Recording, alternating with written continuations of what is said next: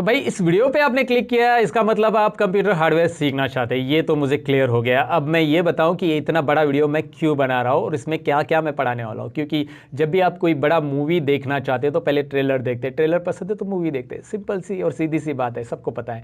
तो चलिए मैं आपको ट्रेलर दिखाता हूँ कि इसके अंदर हम क्या क्या सीखने वाले हैं। तो मैं आपको बताऊं, इस बड़े वीडियो के अंदर मैं आपको कंप्यूटर का पहले इंट्रोडक्शन देने वाला हूं, कंप्यूटर पार्ट की इंट्रोडक्शन। यानी कि अगर आप नहीं जानते कंप्यूटर के पार्ट्स को डिटेल में, कौन कौन से पार्ट्स रहते हैं, यानी कि इनपुट डिवाइसेस क्या होते हैं, प्रोसेसिंग डिवाइसेस कौन से होते हैं और आउटपुट डिवाइसेस कौन से होते हैं, इनका क्या फंक्शन होता है, ये मैं पहले आपको बताने वाला हूँ। उसके बाद मैं आपको बताने वाला हूँ कि कंप्यूटर के इंटरनल पार्ट्स को हम असेंबल कैसे करते हैं, यानी कि सारे पार्ट्स निकाल के मैं फिर से लगा के दिखाने वाला हूँ प्रैक्टिकली आपके सामने। कोई वर्बली बात नहीं होगी, जो भी होगा प्रैक्टिकल होगा। राइट दोस्तों, तो सारी चीज़ें मैं प्रैक्टिकली यहाँ पे बताने वाला हूँ। उसके बाद अगर आप कंप्यूटर में ट्रबल शूटिंग करना चाहते हैं, यानी आपके कंप्यूटर में कोई प्रॉब्लम आ रहा है, कंप्यूटर नहीं चल रहा है, किस वजह से नहीं चल रहा है, कंप्यूटर का डिस्प्ले किस वजह से नहीं आ रहा है, ये अगर आपको चेक करना है तो कैसे चेक किया जाता है, ये भी इस पार्ट में मैंने इंक्लूड किया है दोस्तों। जी हाँ, ये सबसे इंपॉर्टेंट बात रहती है, क्योंकि बहुत सारी बार हम 10-15 दिन के बाद कंप्यूटर चालू करते हैं, या कभी कभी हम डायरेक्टली नेक्स्ट मॉर्निंग में, कल रात को कंप्यूटर चालू था और नेक्स्ट मॉर्निंग में हम कंप्यूटर चालू करते तो डिस्प्ले नहीं आता और हम शॉक होते, ओह माय गॉड अब क्या हो गया मेरे साथ, ये क्या हो रहा है। तो ऐसा अगर आपके साथ होता है तो आप अपने कंप्यूटर को ठीक कैसे कर सकते हैं घर बैठे बैठे। जी हाँ दोस्तों, आपको हार्डवेयर वाले को बुलाने की जरूरत नहीं। अगर ये वीडियो आप देखते हो पूरा का पूरा, पहले सुनो डिस्क्लेमर, हमेशा पूरा वीडियो देखने के बाद ही आपको इन सभी चीज़ों का नॉलेज आएगा। साथ में मैं आपको बताने वाला हूँ कि आपके कंप्यूटर में विंडोज़ करप्ट हो गया तो आप नया विंडोज़ कैसे इंस्टॉल कर सकते हैं बूटेबल पेन ड्राइव बना के, स्टेप बाय स्टेप। ये भी मैंने ये पार्ट में इंक्लूड कर दिया है। और अगर आपके कंप्यूटर में साउंड नहीं चल रहा है तो साउंड ड्राइवर या फिर नेटवर्क ड्राइवर, प्रिंटर ड्राइवर, ये ड्राइवर्स कैसे डालने हैं। जी हाँ, कंप्यूटर के भी ड्राइवर होते हैं, खाली गाड़ियों के ही ड्राइवर होते हैं ऐसा नहीं होता है, कंप्यूटर के भी अपने ड्राइवर है, लेकिन वो कैसे, वो आगे जानेंगे वीडियो के अंदर दोस्तों। विंडोज इंस्टॉल करने के बाद आपके कंप्यूटर में डेस्कटॉप की जो सेटिंग्स रहती है या कंट्रोल पैनल की जो सेटिंग्स रहती है वो कैसे करनी रहती है, लाइक मल्टीपल यूजर अकाउंट अपने एक ही कंप्यूटर में कैसे क्रिएट करने हैं, या फिर अगर आप पेरेंट्स हो तो पेरेंटल कंट्रोल कैसे लगाना है, यानी कि अपने चाइल्ड्स के लिए अलग अलग अकाउंट बना के एक पर्टिकुलर टाइमिंग में वो account log in log out करने के लिए आप कैसे दोगे, ये सारी चीजें मैं आपको इस बड़े वीडियो में बताने वाला हूं। तो इतनी सारी चीजें आपको एक ही ट्यूटोरियल में सीखने मिलने वाली दोस्तों, तो ये वीडियो आपको पूरा जरूर देखना चाहिए। तो अगर आप इंटरेस्टेड हो तो ये वीडियो पूरा देखिए। सीधी बात नो बकवास, कंप्लीट टेक्नोलॉजी चैनल पे मैं सतीश आप सबका स्वागत करता हूं। शुरू करते हैं ये बड़ा हार्डवेयर का वीडियो।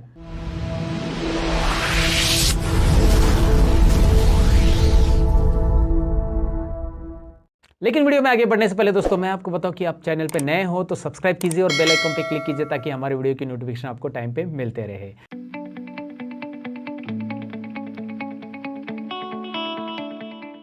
तो सबसे पहले पार्ट में हम कंप्यूटर पार्ट्स का इंट्रोडक्शन जानने वाले। Input devices, processing devices and output devices होते क्या है, दरअसल इनका काम क्या होता है, ये कैसे कनेक्ट किया जाता है, ये हम सेकेंड पार्ट में देखेंगे। लेकिन पहले इसका इंट्रोडक्शन हम जान लेते हैं कि ये पार्ट्स होते क्या है कंप्यूटर के अंदर। बेसिकली ये हार्डवेयर का वीडियो मैंने इसलिए बनाया ताकि आप बेसिक से जानो हर एक चीज़ को, तो इसलिए मैंने पार्ट्स का इंट्रोडक्शन पहले डिटेल में रखा है। हर एक पार्ट्स को मैं डिटेल में यहाँ पे समझा रहा हूँ। तो चलिए जानते हैं कंप्यूटर पार्ट को डिटेल में। तो दोस्तों जैसे कि मैंने इंट्रो पार्ट में आपसे कहा कि हम कंप्यूटर के पार्ट्स के बारे में सबसे पहले जानने वाले हैं। तो कंप्यूटर के पार्ट्स में मैं आपको बताऊं कि 3 तरह के डिवाइसेस रहते हैं जो सबको बेसिकली पता होनी चाहिए। Input devices, the devices which through we can enter data. Simple बताता हूँ, हिंदी में बता देता हूँ। डिवाइसेस जिनके जरिए हम कंप्यूटर को डेटा देते हैं, यानी कि इनपुट टाइप करते हैं, वो इनपुट डिवाइसेस होते हैं। दूसरे होते हैं वो प्रोसेसिंग डिवाइसेस होते हैं, प्रोसेसिंग डिवाइसेस यानी कि जो डेटा के ऊपर प्रोसेस करते हैं। और तीसरे होते हैं वो आउटपुट डिवाइसेस, आउटपुट डिवाइसेस यानी जिनके जरिए हम डेटा लेते हैं कंप्यूटर से।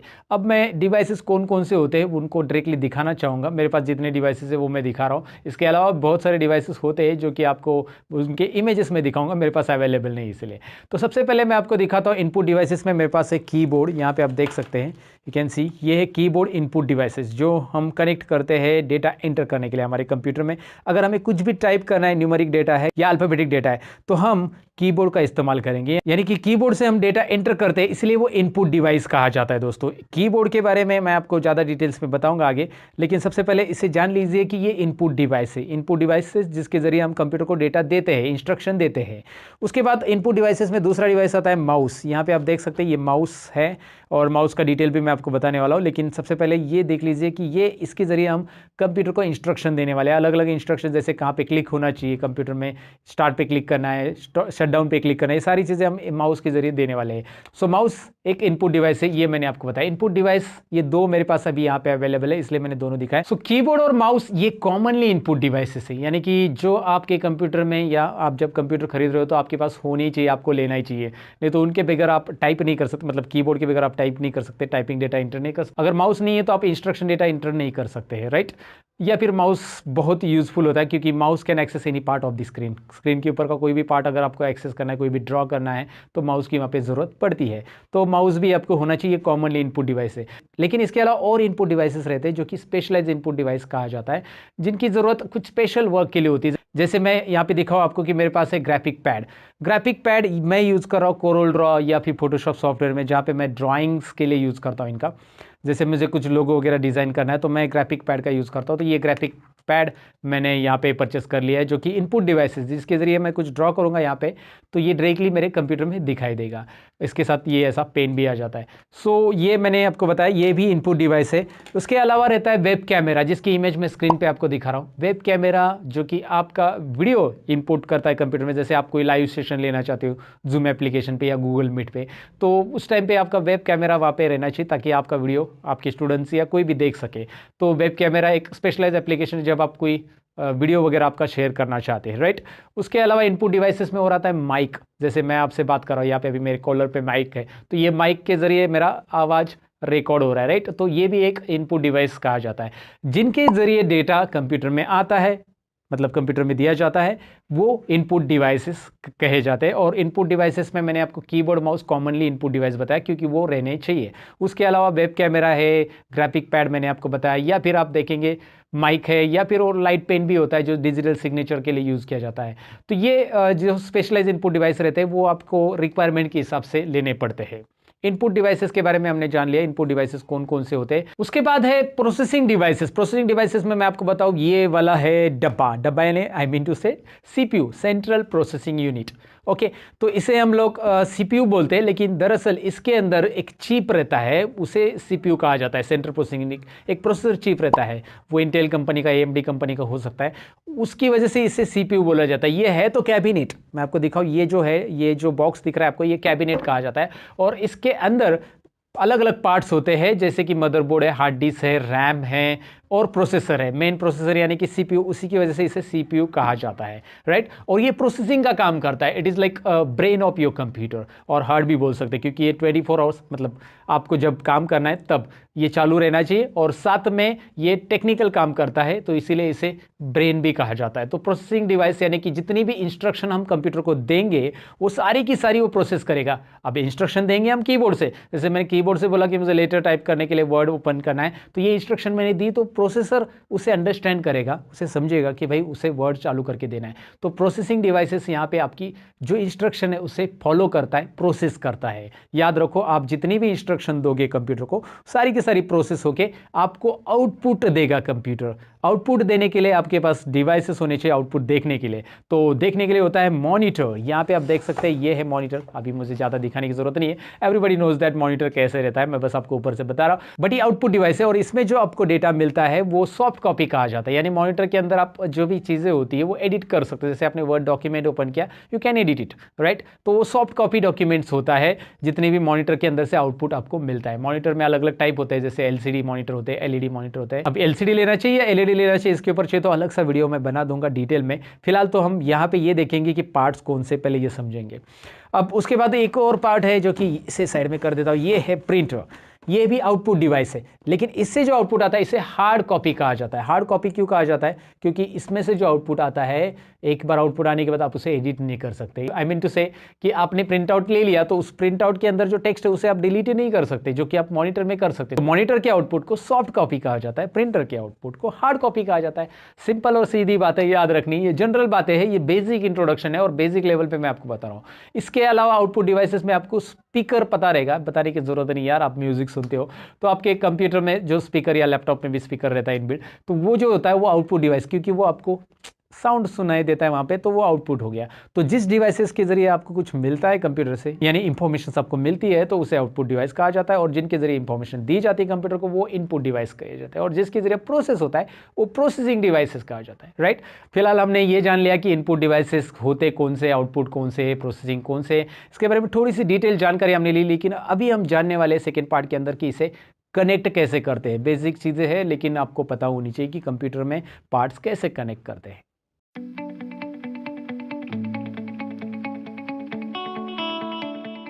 तो अभी आपने ये तो जान लिया कंप्यूटर पार्ट्स कौन कौन से होते हैं, इनपुट, प्रोसेसिंग और आउटपुट डिवाइसेस कौन कौन से होते हैं। लेकिन इन डिवाइसेस को कनेक्ट कैसे किया जाता है, यानी कि कीबोर्ड को कनेक्ट कैसे किया जाता है, प्रिंटर को कनेक्ट कैसे किया जाता है, बेसिकली मैं आपको दिखाना चाहूँगा। इन पार्ट्स को आप अपने सिस्टम के साथ कैसे कनेक्ट करोगे। ये कनेक्ट करना बहुत ईजी रहता है, लेकिन आपको नहीं पता होगा तो ये पार्ट्स आपके लिए। तो चलिए बढ़ते हैं इस पार्ट की तरफ।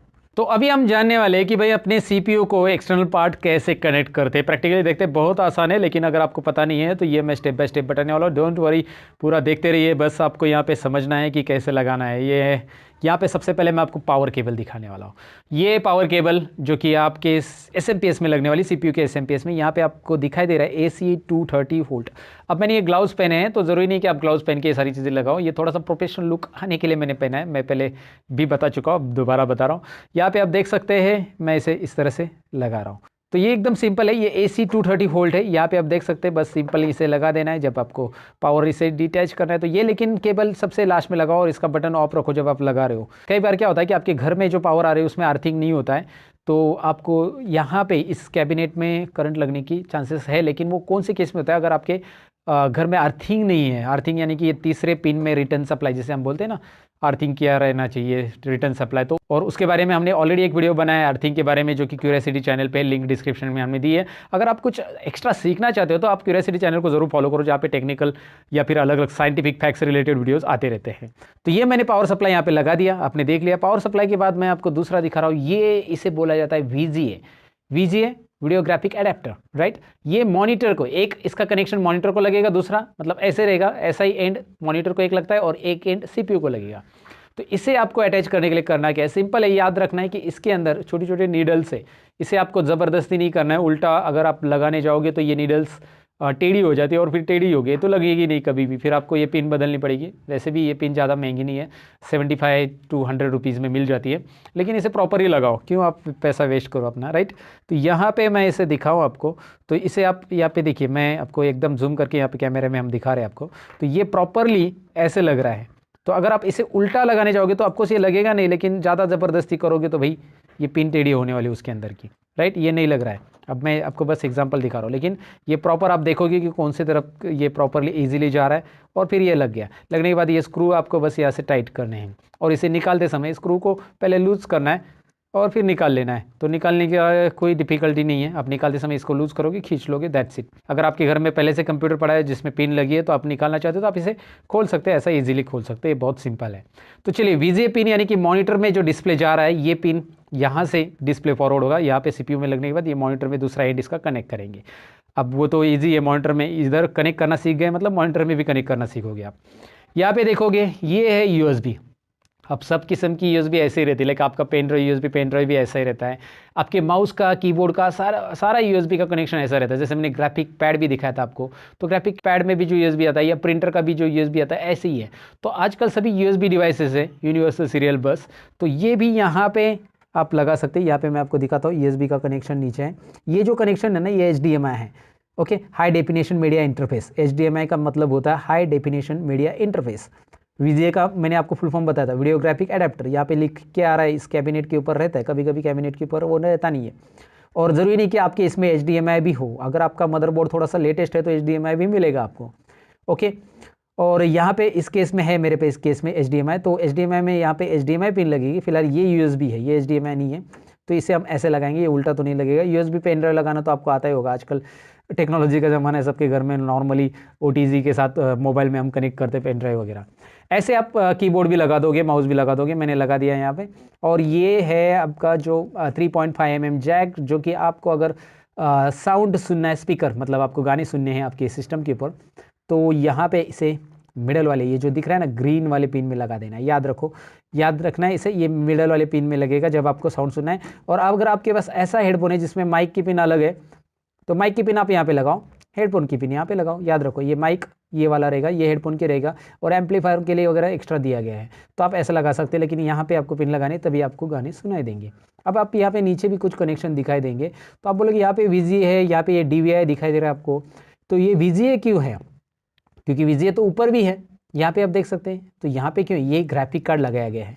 अगर आपके सिस्टम को आप ग्राफिक कार्ड लगाते हो तो यहाँ पे आप VGA कनेक्ट करो, यहाँ पे नहीं करना है, नहीं तो आप यहाँ पे VGA कनेक्ट करोगे और डिस्प्ले नहीं आ रहा है, नहीं आ रहा है, नहीं आ रहा है, चेक करते बैठोगे। यहाँ पे ग्राफिक कार्ड लगाया तो आपको यहाँ पे VGA कनेक्ट करना है, क्योंकि आपका ग्राफिक आउटपुट है, राइट। तो इस केस में इस सिस्टम में मेरा ग्राफिक कार्ड लगा हुआ है, ये वाले सिस्टम में, तो इसके लिए यहाँ पे है। तो ये थोड़ा सा पुराना सिस्टम है, थोड़ा सा आपको धूल कचरा भी नज़र आ रहा होगा, but that is what, like connection कैसे करना है मैंने आपको बताया। यहाँ पे बेसिकली आपको ये समझना है कि बैक पैनल का जो कनेक्शन रहता है वो सिस्टम का कैसे करना है। ये बहुत ही आसान है और प्रॉपरली मैंने बता दिया है, आप इसे इस तरह से फॉलो करोगे, दैट्स इट। और इसके अलावा हमें यहाँ पे और एक कनेक्शन मिलता है, जैसे कि आप देख पाएंगे, ये है आपका RJ45 कनेक्टर, लैन केबल इसे हम बोलते हैं, जो कि हमारे घर में इंटरनेट केबल वाले हमें देते हैं, तो वो हम यहाँ पे लगा देंगे। यहाँ पे आपको दिखा देगा, अगर आपके सिस्टम में इंटरनेट चालू करना है तो आपको यहाँ पे ये नॉच है, यहाँ पे जब ये नॉच लगाते समय तो आपको प्रेस नहीं करना है, लेकिन निकालते समय इस नॉच को प्रेस करके निकालना है। पहले तो मैं आपको लगा के दिखाता हूँ, ये देखिए ये लग गया। अब यहाँ पे इस साइड में नॉच है इसका, तो मैं ऐसा प्रेस करूँगा निकालते समय, यहाँ पे मैंने प्रेस किया, प्रेस करने के बाद मैं इसे निकाल रहा हूँ, ये रहा, राइट। तो ये नॉच ऐसे लगाना है, ऐसे निकालना है, सिंपल है, राइट। तो ये RJ45 कनेक्टर अगर आप लगाते हो यहाँ पे, मतलब नेटवर्क लैन कार्ड में, तो लैन कार्ड में लगाने से आपके एक सिस्टम में इंटरनेट चालू होगा, लेकिन इंटरनेट का अगर आपने पैकेज लिया होगा केबल नेटवर्क वाले से तो, राइट। तो चलिए, हमने कंप्यूटर के एक्सटर्नल पार्ट्स यानी कीबोर्ड माउस को कनेक्ट करना तो जान लिया। ये तो बेसिकली बहुत आसान है, कोई भी कर सकता है, लेकिन जो इंटरनल पार्ट्स रहते हैं वो थोड़ा सा डिफिकल्ट लगता होगा आपको, क्योंकि इंटरनल पार्ट्स में बहुत सारे अलग अलग कनेक्शंस रहते हैं और आपने कभी देखे नहीं रहते इन पार्ट्स को। तो मैं अभी आपको खोल के दिखाने वाला हूं सिस्टम के अंदर कौन कौन से पार्ट्स होते हैं और कैसे उसे हम कनेक्ट करते हैं। तो प्रैक्टिकली हम देखेंगे हमारे सिस्टम को असेंबल कैसे करते हैं।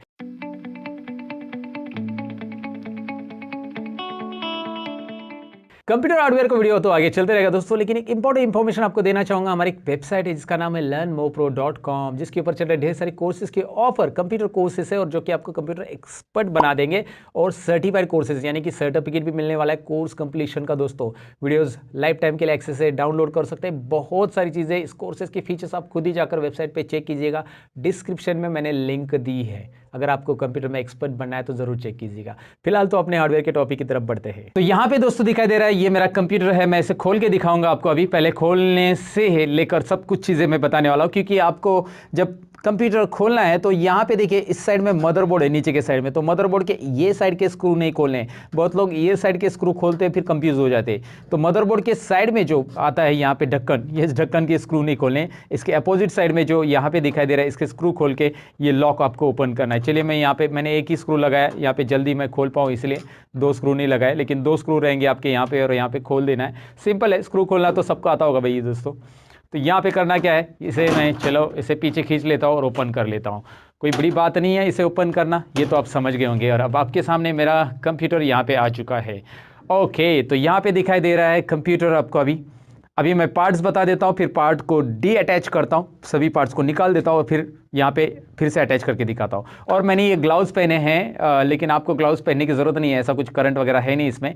मैंने बस आपको थोड़ा सा प्रोफेशनल वे से दिखाने के लिए ये ग्लव्स पहने हैं। आप नहीं पहनेंगे, बिना ग्लव्स का भी काम करेंगे तो भी चलेगा। हाँ, लेकिन इसमें जो CPU रहता है, मैं आपको बताऊँगा, वहाँ पर CPU को आपको नीचे से टच नहीं करना है। कहाँ पर नहीं करना है टच, डायरेक्टली आपके हाथ से, तो वो आपको मैं आगे बताऊँगा।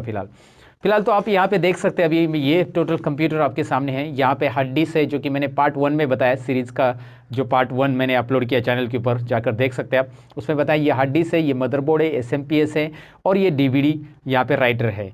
अब मैं आपको यहाँ पे एक एक पार्ट से यहाँ पे अटैच करके दिखाता हूँ। सबसे पहले मैं यहाँ पे हार्ड डिस्क निकाल लेता हूँ। यहाँ पे हार्ड डिस्क बहुत आसान है निकालना। तो यहाँ पे दिखाई दे रहा है आपको हार्ड डिस्क, और मैं इसके ये जो लॉक है, ये दिख रहा है SATA, इसे डेटा केबल बोलते हैं। इसे मैंने प्रेस करके खींचा पीछे, ये प्रेस करके खींचना है दोस्तों, ये वाला, ये प्रेस करके नीचे खींचना है तो ये निकल जाएगा, नहीं तो आप ऐसे खींचने जाओगे तो नहीं। अब देखो, इसको मैं दोबारा बिठा देता हूँ, मैं आपको दिखाता हूँ। इसको ऐसे प्रेस करके निकालना है। उसके बाद यहाँ पे ये SATA, इसे तो कुछ प्रेस नहीं करना है। ये SATA पावर है जो SMPS से मिला है हार्ड डिस्क को, यहाँ पे 12 वोल्ट पावर है, ये येलो वाला 12 वोल्ट रहता है, ये रेड वाला जो है ये लगभग 5.5 वोल्ट का रहता है, लेकिन ये रेड कलर यहाँ पे नहीं दिख रहा है, रेड रहता है, जनरली रेड रहता है सभी एसएमपीएस में, इस एसएमपीएस में ज़रा रेड नहीं है, अलग कुछ यहाँ पे आपको मजेंटा टाइप दिख रहा है। ठीक है, इसे मैंने निकाल दिया। अभी हार्ड डिस्क की स्क्रू है जो मैं यहाँ पे आपको दिखाऊंगा, खोल देता हूँ। इस वीडियो को थोड़ा सा मैं फास्ट फॉरवर्ड कर देता हूँ।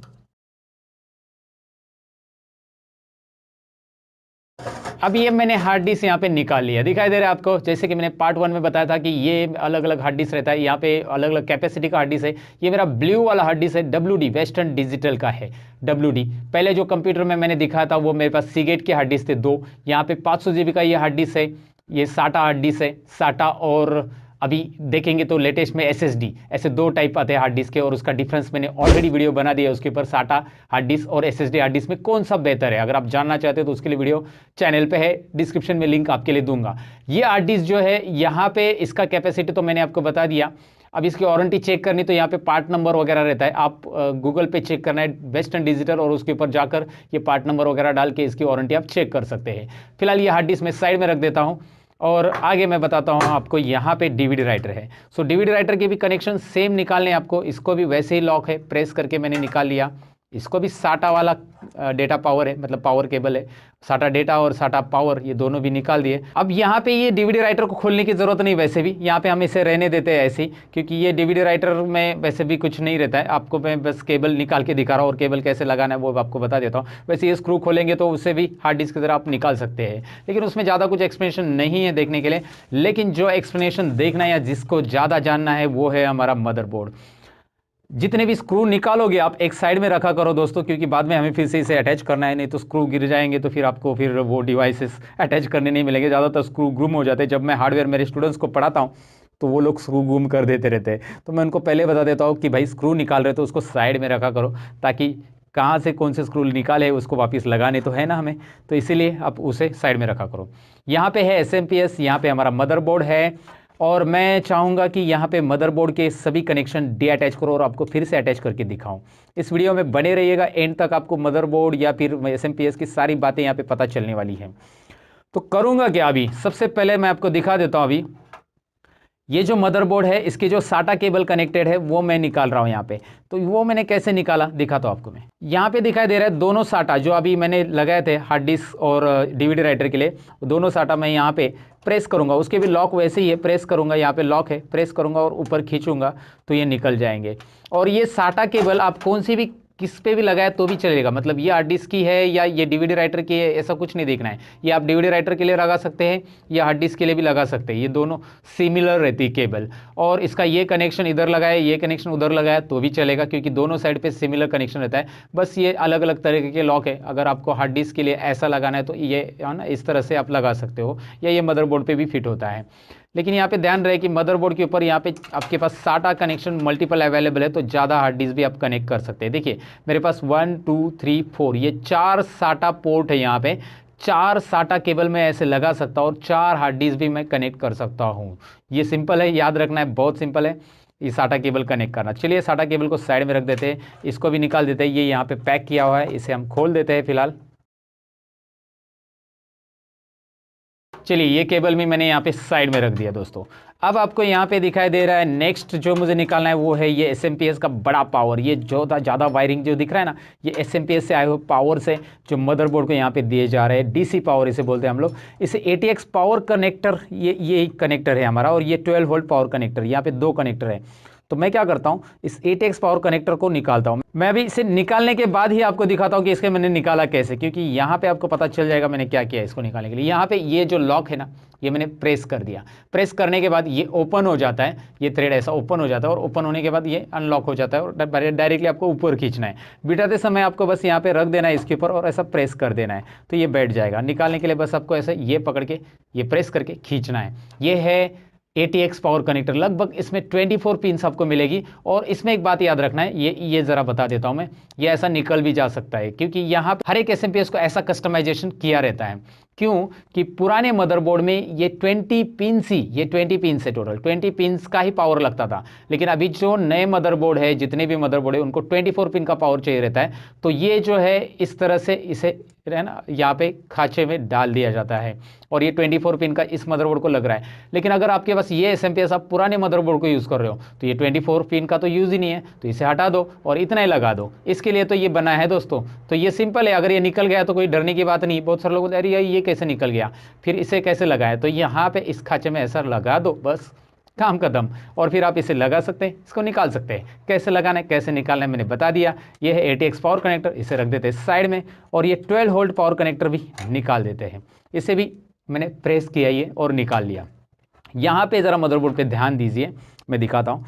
ये है आपका 24 पिन ATX पावर कनेक्टर, उसी के बाजू में ये 12 वोल्ट पावर कनेक्टर है। मेरे मदरबोर्ड में, मेरे केस में ऐसा है, लेकिन आपके मदरबोर्ड में ऐसा हो ऐसा नहीं हो सकता है, क्योंकि सबके मदरबोर्ड में यहाँ पे अलग अलग कनेक्शंस अवेलेबल रहते हैं। ये जो 12 वोल्ट पावर कनेक्टर है वो कभी इधर रह सकता है फैन के इस साइड में, या फिर ये ATX पावर कनेक्टर रैम के इस साइड में रह सकता है, ये मदरबोर्ड के इस साइड में भी रहता है। मैंने जो आपको एक मदरबोर्ड का वीडियो बताया था, मेरे डिस्क्रिप्शन में उसकी लिंक मैं दे दूंगा इस वीडियो के, उसमें मैंने बताया था कि ATX पावर कनेक्टर कहाँ पे रहता है, रैम कहाँ पे है, कैसे है, सारी चीज़ें उसमें बताई। मदरबोर्ड की पूरी इंफॉर्मेशन एक बार मैंने बताई है, वो ज़रा देख लेना आप। फिलहाल तो हम असेंबलिंग सीख रहे हैं। अब मैंने यहाँ पे लगभग सारे पार्ट निकाले, बस कुछ और बाकी है, जो कि फ़ैन का कनेक्टर बाकी है। इसे बस खींचना है ऐसे, ये इसने फैन के नीडल से इसे खींचना है, निकाल लेना है। ये यहाँ पे ही है, लेकिन कुछ केसेस में वो यहाँ पे रहता है, इस साइड में, रैम के इस साइड में रहता है। और यहाँ पे रैम है, रैम को तो हम बाद में निकालेंगे। और यहाँ पे ये इंपॉर्टेंट है, इसे निकालते समय ध्यान रखना है, क्योंकि जब आप इसे दोबारा लगाओगे तो ये वैसे ऑर्डर में लगना चाहिए, क्योंकि बाकी सब कनेक्टर्स उल्टे नहीं लग सकते। ये देखिए, ये जो कनेक्टर है ये लॉक, मैं अगर उल्टे लगाने जाऊंगा ना इधर, तो उल्टा नहीं लग सकता, ये लगेगा ही नहीं, क्योंकि ये वैसे डिज़ाइन किया गया है। और ये ऐसा ही यहाँ पे इंसर्ट होगा इस तरह से, जिस तरह लॉक है।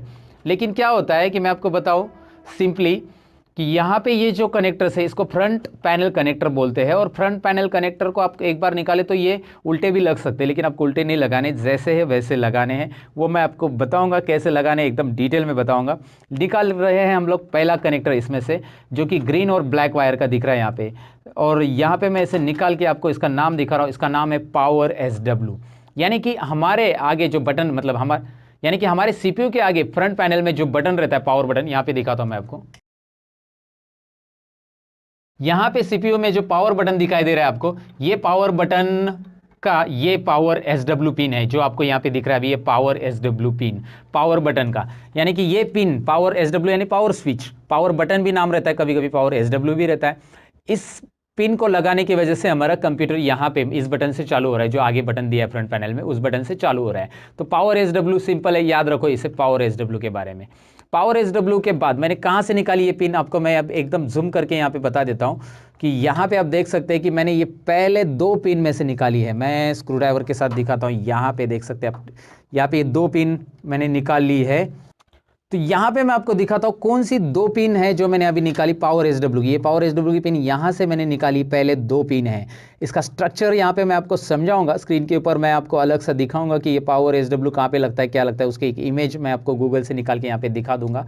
लेकिन यहाँ पे आपको ये समझना है कि ये पावर SW है और पावर SW कैसे निकालना है। दूसरा मैं 2 पिन निकाल रहा हूँ, यहाँ पे दोनों पिन मैंने निकाली और 1-2 पिन एक्स्ट्रा भी निकल गई मेरे से, तो मैं वो भी बताऊंगा क्या है। लेकिन ये दोनों पिन पहले जो दिख रहा है ये देखते हैं, ये रेड और वाइट जो निकाला मैंने, HDD LED है। दोनों का नाम देख सकते हैं आप, HDD LED, hard disk LED नाम है इसका, HDD LED। मैं सीधा करके दिखाता हूँ कैमरे में, ज़रा सीधा करके मैं दिखाता हूँ यहाँ पे, पावर LED, राइट। तो दूसरी जो 2 पिन मैंने निकाली है उसका नाम है यहाँ पे पावर LED दोस्तों, पावर LED, जो कि आपको यहाँ पे दिख रहा है power LED plus minus, right. Power LED कैसे निकाला मैंने यहाँ पे आपको दिखाया। उसके बाद और 2 पिन यहाँ पे निकल गई पहले से, इसका नाम है reset SW, reset switch, reset SW।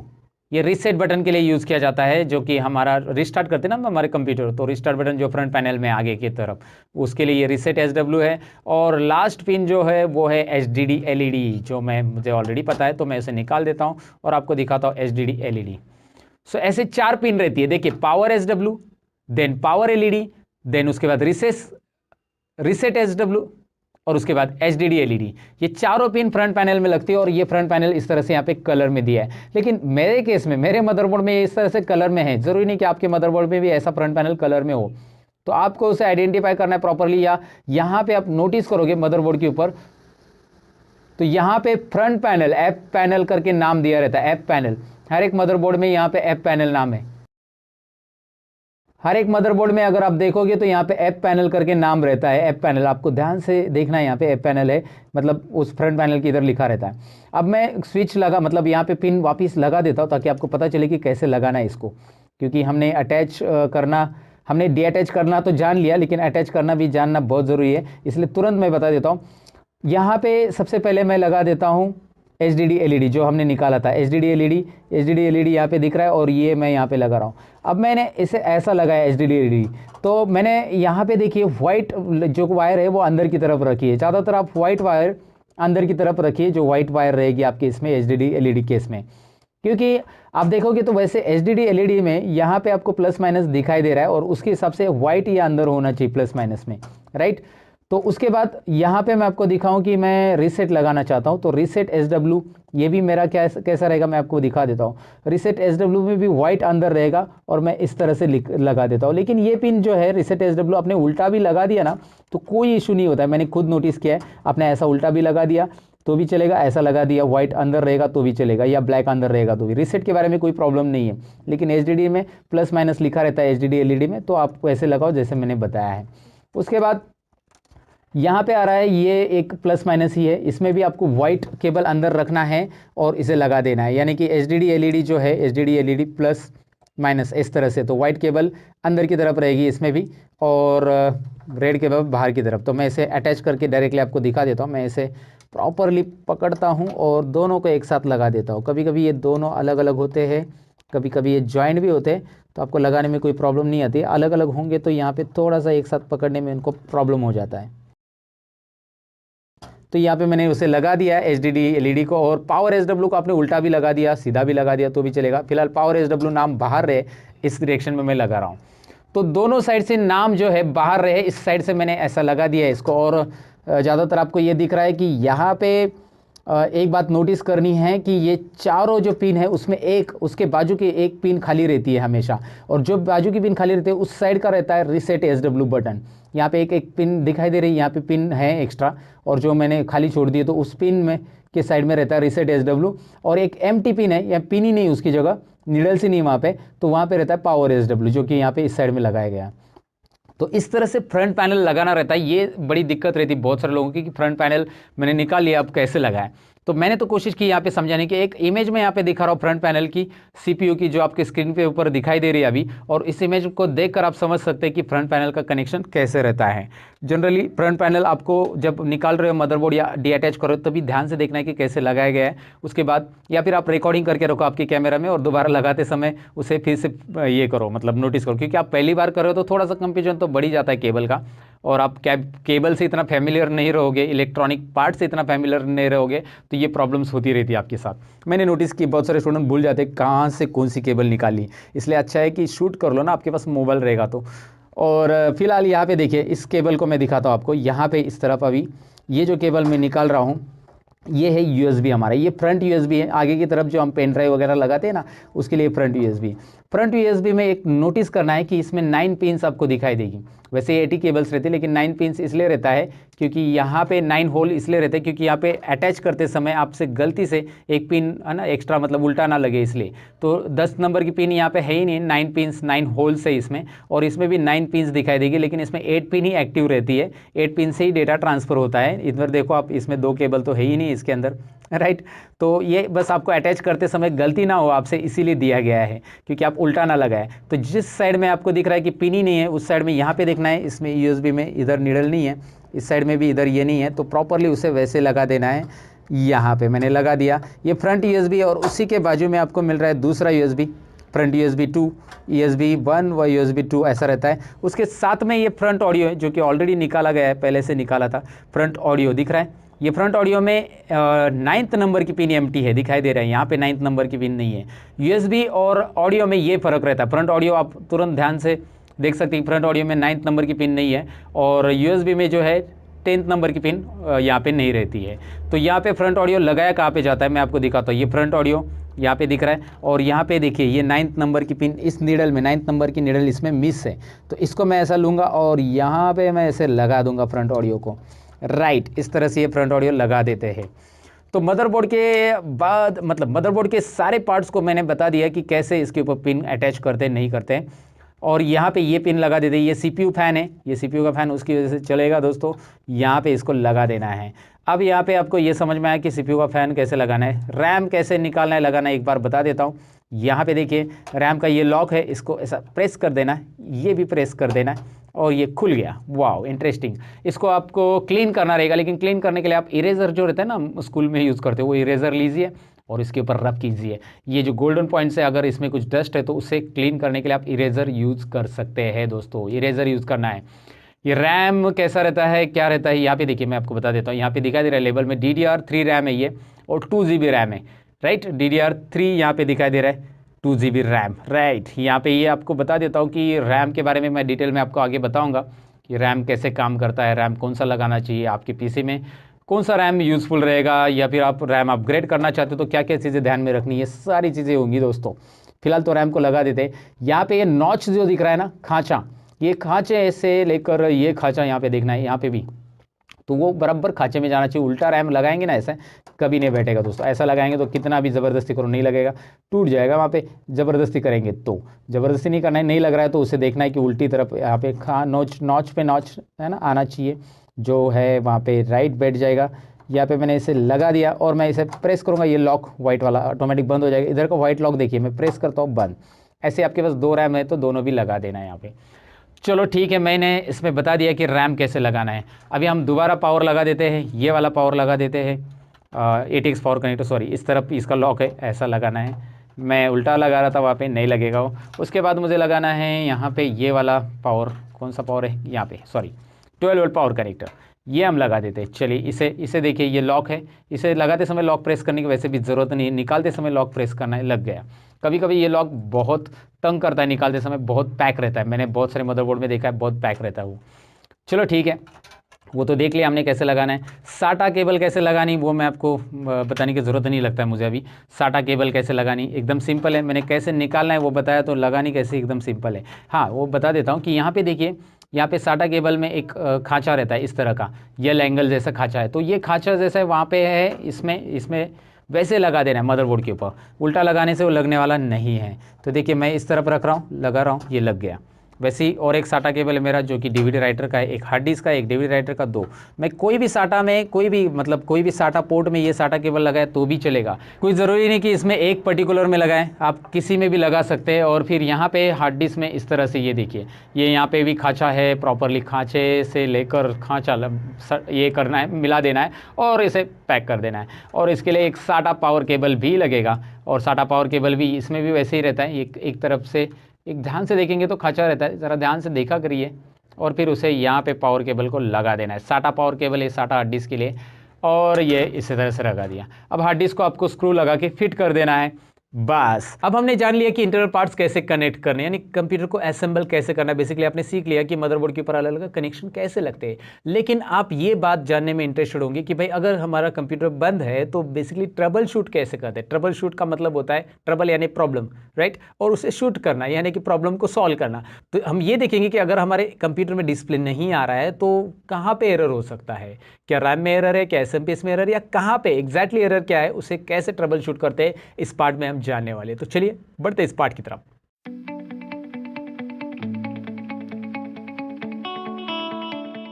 यहाँ पे आपको दिखाई दे रहा है CPU। ऑफकोर्स मेरा पावर सप्लाई चल रहा है, लेकिन आपके लिए एक डेमो CPU मैंने यहाँ पे लिया है। अब मैं इसे ओपन करके मैंने रखा है। आपको पता है कि इसे ओपन कैसे करना है, क्योंकि मैंने हार्डवेयर के पार्ट में इसे बताया है। बहुत सारे ट्यूटोरियल मेरे चैनल पे ऑलरेडी अपलोड किए मैंने, उसके अंदर मैंने बताया। तो मैंने इसको खोल दिया अभी। अब आपको दिखाई देगा कि इस पर मैं काम कैसे करूँगा, मैं कैसे ऐसे पेज चेक करता हूँ, मैं आपको दिखाता हूँ। तो अभी आप इस सीपीयू के अंदर देख सकते हैं मेरा यहाँ पे पावर सप्लाई लगा हुआ है और पावर सप्लाई से जो केबल आउटपुट आ रही है डीसी पावर्स, ये मदरबोर्ड पे यहाँ पे लगी हुई है। इसमें ये वाला कनेक्टर आपको निकालना है, इसे ATX पावर कनेक्टर बोलते हैं। मैं इसे निकालता हूँ। निकालते समय यहाँ पे एक नॉच रहता है, यहाँ पे ध्यान दीजिए, यहाँ पे नॉच रहता है, इसे आपको प्रेस करना है और आपको ऐसे खींचना है। देखिए ये वाला नॉच आपको प्रेस करना है और प्रेस करके ऊपर खींचना है, ये निकल जाएगा। बहुत सिंपल रहता है। ये 24 पिंस पावर कनेक्टर होता है जो कि SMPS से आपके मदरबोर्ड में लगा हुआ रहता है, मदरबोर्ड में पावर देने के लिए। अभी आपको SMPS चेक करना है, तो आपको करना क्या है, ये जो ATX पावर कनेक्टर है इसमें नोटिस करना है आपको। मैं ध्यान से आपको दिखाता हूँ। यहाँ पे कुछ केबल्स है जिसमें आपको 4 नंबर की केबल ग्रीन दिख रही है। 4 नंबर की केबल अगर आप ध्यान से देखोगे तो ग्रीन है और 3 नंबर की ब्लैक है, 5 नंबर की ब्लैक है। तो आपको यहाँ पे ग्रीन और ब्लैक, कोई भी ब्लैक चलेगी, 3 4 चलेगी या 4 5 चलेगी, लेकिन ग्रीन लेना ही है। ग्रीन और ब्लैक वायर को शॉर्ट करना है। और इस शॉर्ट करने के लिए आपको क्या करना है, उसके लिए आपको इस तरह का एक जंपर की जरूरत है। एक वायर, कोई भी केबल आप ले सकते हैं जो कि इन दोनों को शॉर्ट कर सके। अब मैंने एक केबल ली है, आप कोई भी केबल ले सकते हैं इसे शॉर्ट करने के लिए। सिंपल है। मैं अभी करूंगा क्या, 3 और 4 में, यहाँ पे आपको 3 और 4 के जो होल्स दिखाई दे रहे हैं, 1 2 3 एंड 4, या फिर 4 और 5 में भी डाल सकते हैं आप, क्योंकि ब्लैक और ग्रीन शॉर्ट होना चाहिए। तो ग्रीन तो एक होना ही चाहिए, ग्रीन 4 नंबर रहता है। तो मैंने 3 और 4 में इसे इंसर्ट किया है। मैं आपको दिखाता हूँ, ये देखिए। तो ये क्या होगा, ये शॉर्ट कर रहा है ना, 3 और 4 में ये कनेक्ट कर रहा है एक दूसरे को, 3 और 4 को। तो यहाँ पे मैंने इसे ऐसा लगा दिया। अब ये लगाने के बाद आपको क्या करना है, ये देखिए, ये तो प्रॉपरली आपको समझा होगा। याद रखिए ग्रीन और ब्लैक, कोई और नहीं करना है, नहीं तो पूरा SMPS गयो।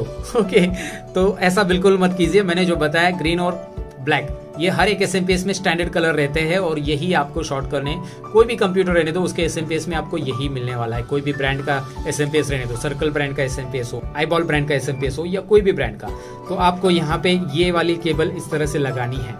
और यहाँ पे एक बात और बताना चाहूंगा, अगर आपका पुराना कंप्यूटर है तो उसमें शायद ऐसी छोटी सी पिन रहेगी, ये 10 पिन्स आपको दिखाई दे रही है, मतलब ये 20 पिन्स आपको यहाँ पे दिखाई दे रही है, ये शायद रहेगी 20 पिन्स वाला ATX पावर कनेक्टर होने के चांसेस है। ये 24 पिन, ये नए वाले कंप्यूटर्स में सब में 24 पिन से मिलता है, क्योंकि अभी मदरबोर्ड को ज़्यादा पावर्स की रिक्वायर्ड होती है, तो ये ऐसा लगा हुआ रहता है 24 पिन्स वाला। सो इसके बारे में हम डिटेल में जानेंगे, 24 पिन्स कब आया, कैसे आया, और पावर सप्लाई के बारे में और भी वीडियोज़ में बनाऊंगा। फिलहाल हम देख रहे हैं कि पावर सप्लाई चेक कैसे कर रहे हैं। तो इसे ऐसा लगा दीजिए, और जरूरी नहीं है कि आप इसे ग्लव्स पहन के करें, बिना ग्लव्स का भी आप कर सकते हैं। डीसी पावर है, डोंट वरी अबाउट इट। बस याद रखें कि ये 3 और 4 ही रहने चाहिए, या 4 और 5 रहने चाहिए। 4 यानी कि ग्रीन वायर, यहाँ पे ग्रीन देखना है, याद रखिए। इस साइड में ग्रीन नहीं है 4 नंबर पे, इस साइड में ग्रीन है, जो कि आप यहाँ पे देख सकते हैं। Now what is next thing, अभी आपको क्या करना है, आपके कंप्यूटर में सिंपली पावर लगा देना है। अब मैं यहाँ पे पावर केबल लगा रहा हूँ, और पावर केबल मैंने यहाँ पे लगा दिया है, AC जहाँ पे लगाते हैं पावर सप्लाई में, वहाँ पे पावर केबल लगाने के बाद मैं सिंपली बटन स्टार्ट कर रहा हूँ। पावर बटन मैंने स्टार्ट कर दिया है। अब आप देख सकते हैं मेरे SMPS का फैन जो है वो यहाँ पे घूम रहा है, और मैं आपको दिखाऊं, ये फैन इसकी वजह से घूम रहा है क्योंकि यहाँ पे हमने इसे शॉर्ट किया है। अगर मैं इस जंपर को हटा देता हूँ, यहाँ पे मैं इसे हटा देता हूँ, now you can check it out, ये बंद हो जाएगा, राइट। और मैं दोबारा लगा दूंगा तो ये स्टार्ट हो जाएगा। तो ये शॉर्ट करने के लिए स्पेशली दिया गया है कि SMPS आप स्टार्ट है कि नहीं, यहाँ से आप देख सकते हैं ग्रीन और ब्लैक में आपने इसे लगा दिया तो ये दोबारा स्टार्ट हो जाएगा। तो इस तरीके से आप अपना SMPS चेक कर सकते हैं। बहुत ही सिंपल तरीका है दोस्तों। घर बैठे बैठे आप एक सिंपल केबल से, सिंपल ये जंपर केबल मैंने तैयार की है, कोई भी वायर आप ले सकते हैं जो कि इस होल में चली जाए, ग्रीन और ब्लैक होल में। तो आप इसे लगाकर अपना SMPS वर्क कर रहा है कि नहीं कर रहा है ये देख सकते हैं। पावर केबल कैसे चेक करना है वो मैंने आपको बताया, SMPS कैसे चेक करना है वो मैंने बताया। अगर फैन नहीं घूम रहा है आपका तो इसका मतलब SMPS बंद है, और SMPS बंद है यानी कि आपको रिप्लेस करने की जरूरत है। और SMPS कैसे रिप्लेस करते हैं आपके कंप्यूटर के अंदर, इसके लिए मैं अलग से एक वीडियो जरूर बनाऊंगा आपके लिए। कमेंट सेक्शन में मुझे लिख देना कि अगर आप इंटरेस्टेड है जानने के लिए कि हम नया SMPS अपने कंप्यूटर में कैसे लगाते हैं।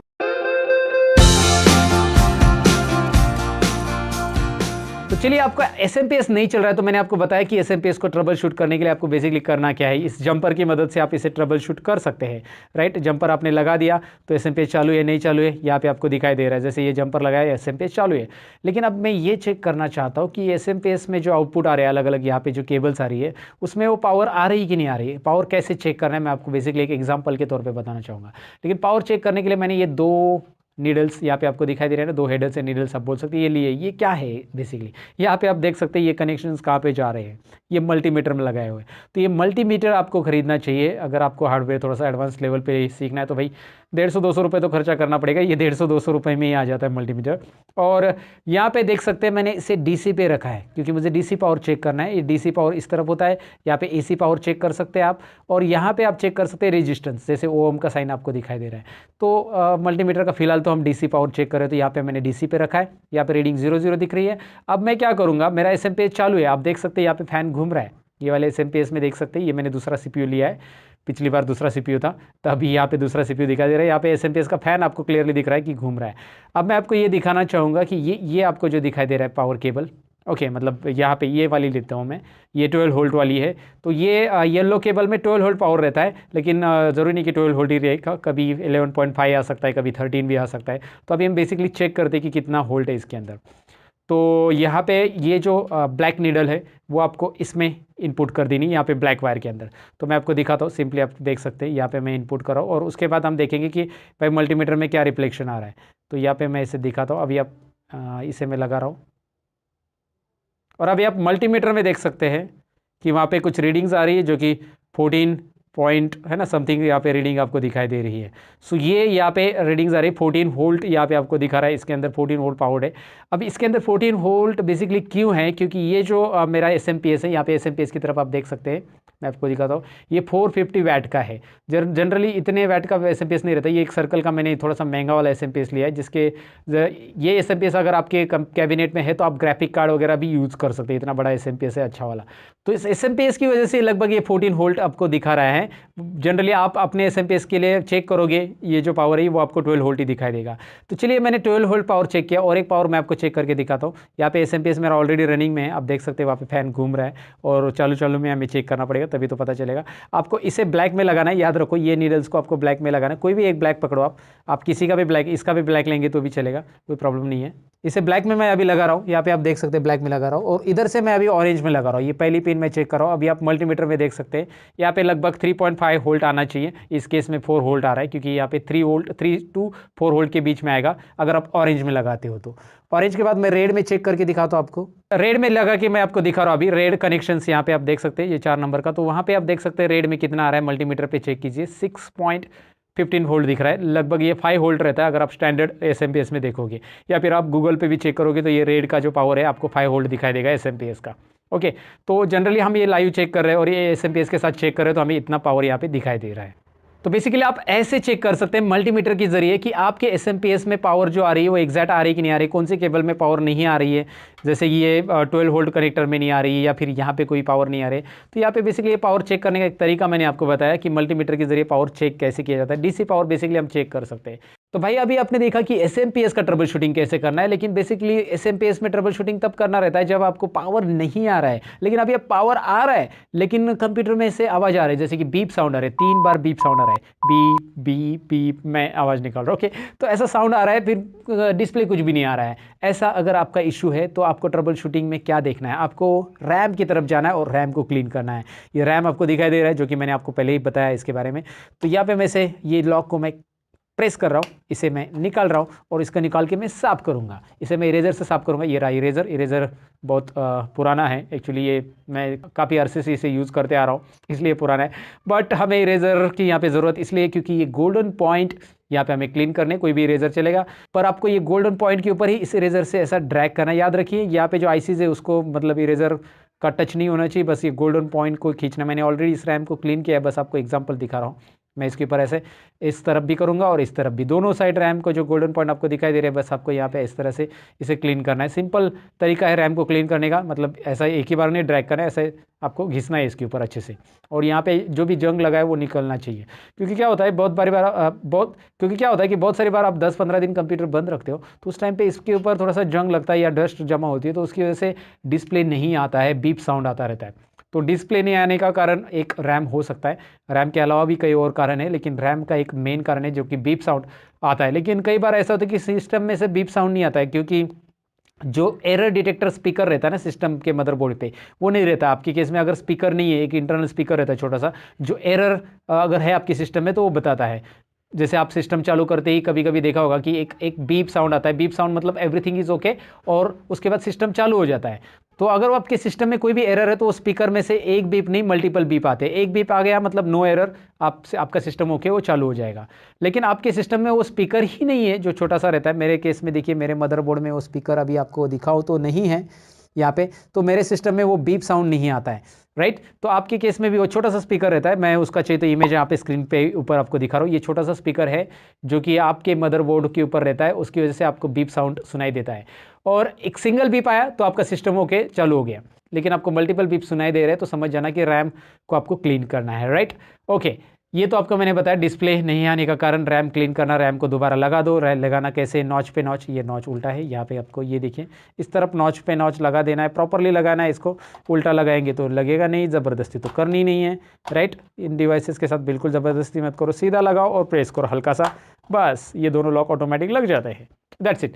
तो ये मैंने रैम के बारे में बताया कि बेसिकली रैम में अगर आपको ट्रबल शूटिंग करनी है तो कैसे करनी रहती है। हमने एसएमपीएस देखा, हमने रैम का ट्रबल शूटिंग देखा। अब आपको मैं ये भी बताऊं कि यहाँ पे एक बैटरी लगी हुई है, CMOS battery.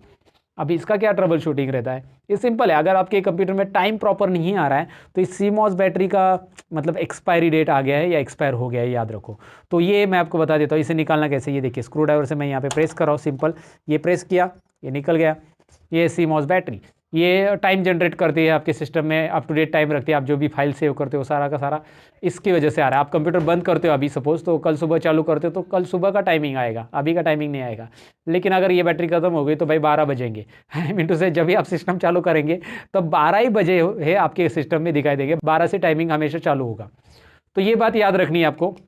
This is what CMOS battery, complementary metal oxide semiconductor, इतना बड़ा फुल फॉर्म है इसका।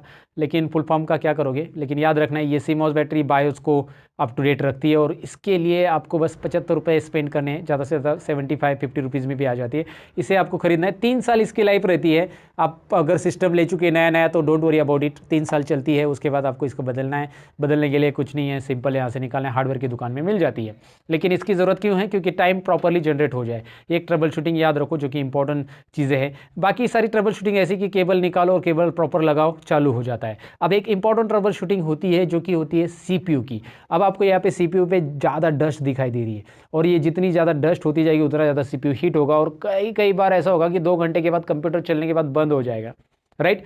तो 2-3 घंटे के बाद बंद हो रहा है क्योंकि वो CPU एक पर्टिकुलर हीट में जाने के बाद कंप्यूटर ऑटोमेटिक बंद हो जाता है, फिर आप चालू रिस्टार्ट करते हो फिर चलता है। तो ये डस्ट को आपको क्लीन करना होगा। क्लीन करने के लिए आपको इमेज दिखाई दे रहा है, एक ब्लोअर आपको यूज़ करना पड़ेगा, या फिर वैक्यूम क्लीनर आप यूज़ कर सकते हैं, जो कि स्क्रीन के ऊपर मैं आपको दिखा रहा हूँ, जिसके लिंक मैं डिस्क्रिप्शन में भी दे रहा हूँ। आप वहाँ से अमेजोन से वगैरह खरीद सकते हैं, राइट। ये क्लीनर की ज़रूरत आपको तब होती है जब आपका सिस्टम बहुत दिन तक पड़ा है और उसके अंदर बहुत सारा डस्ट है, क्योंकि आप हाथ से डस्ट साफ करोगे तो वो नहीं निकलती, ज़्यादातर नहीं निकलती।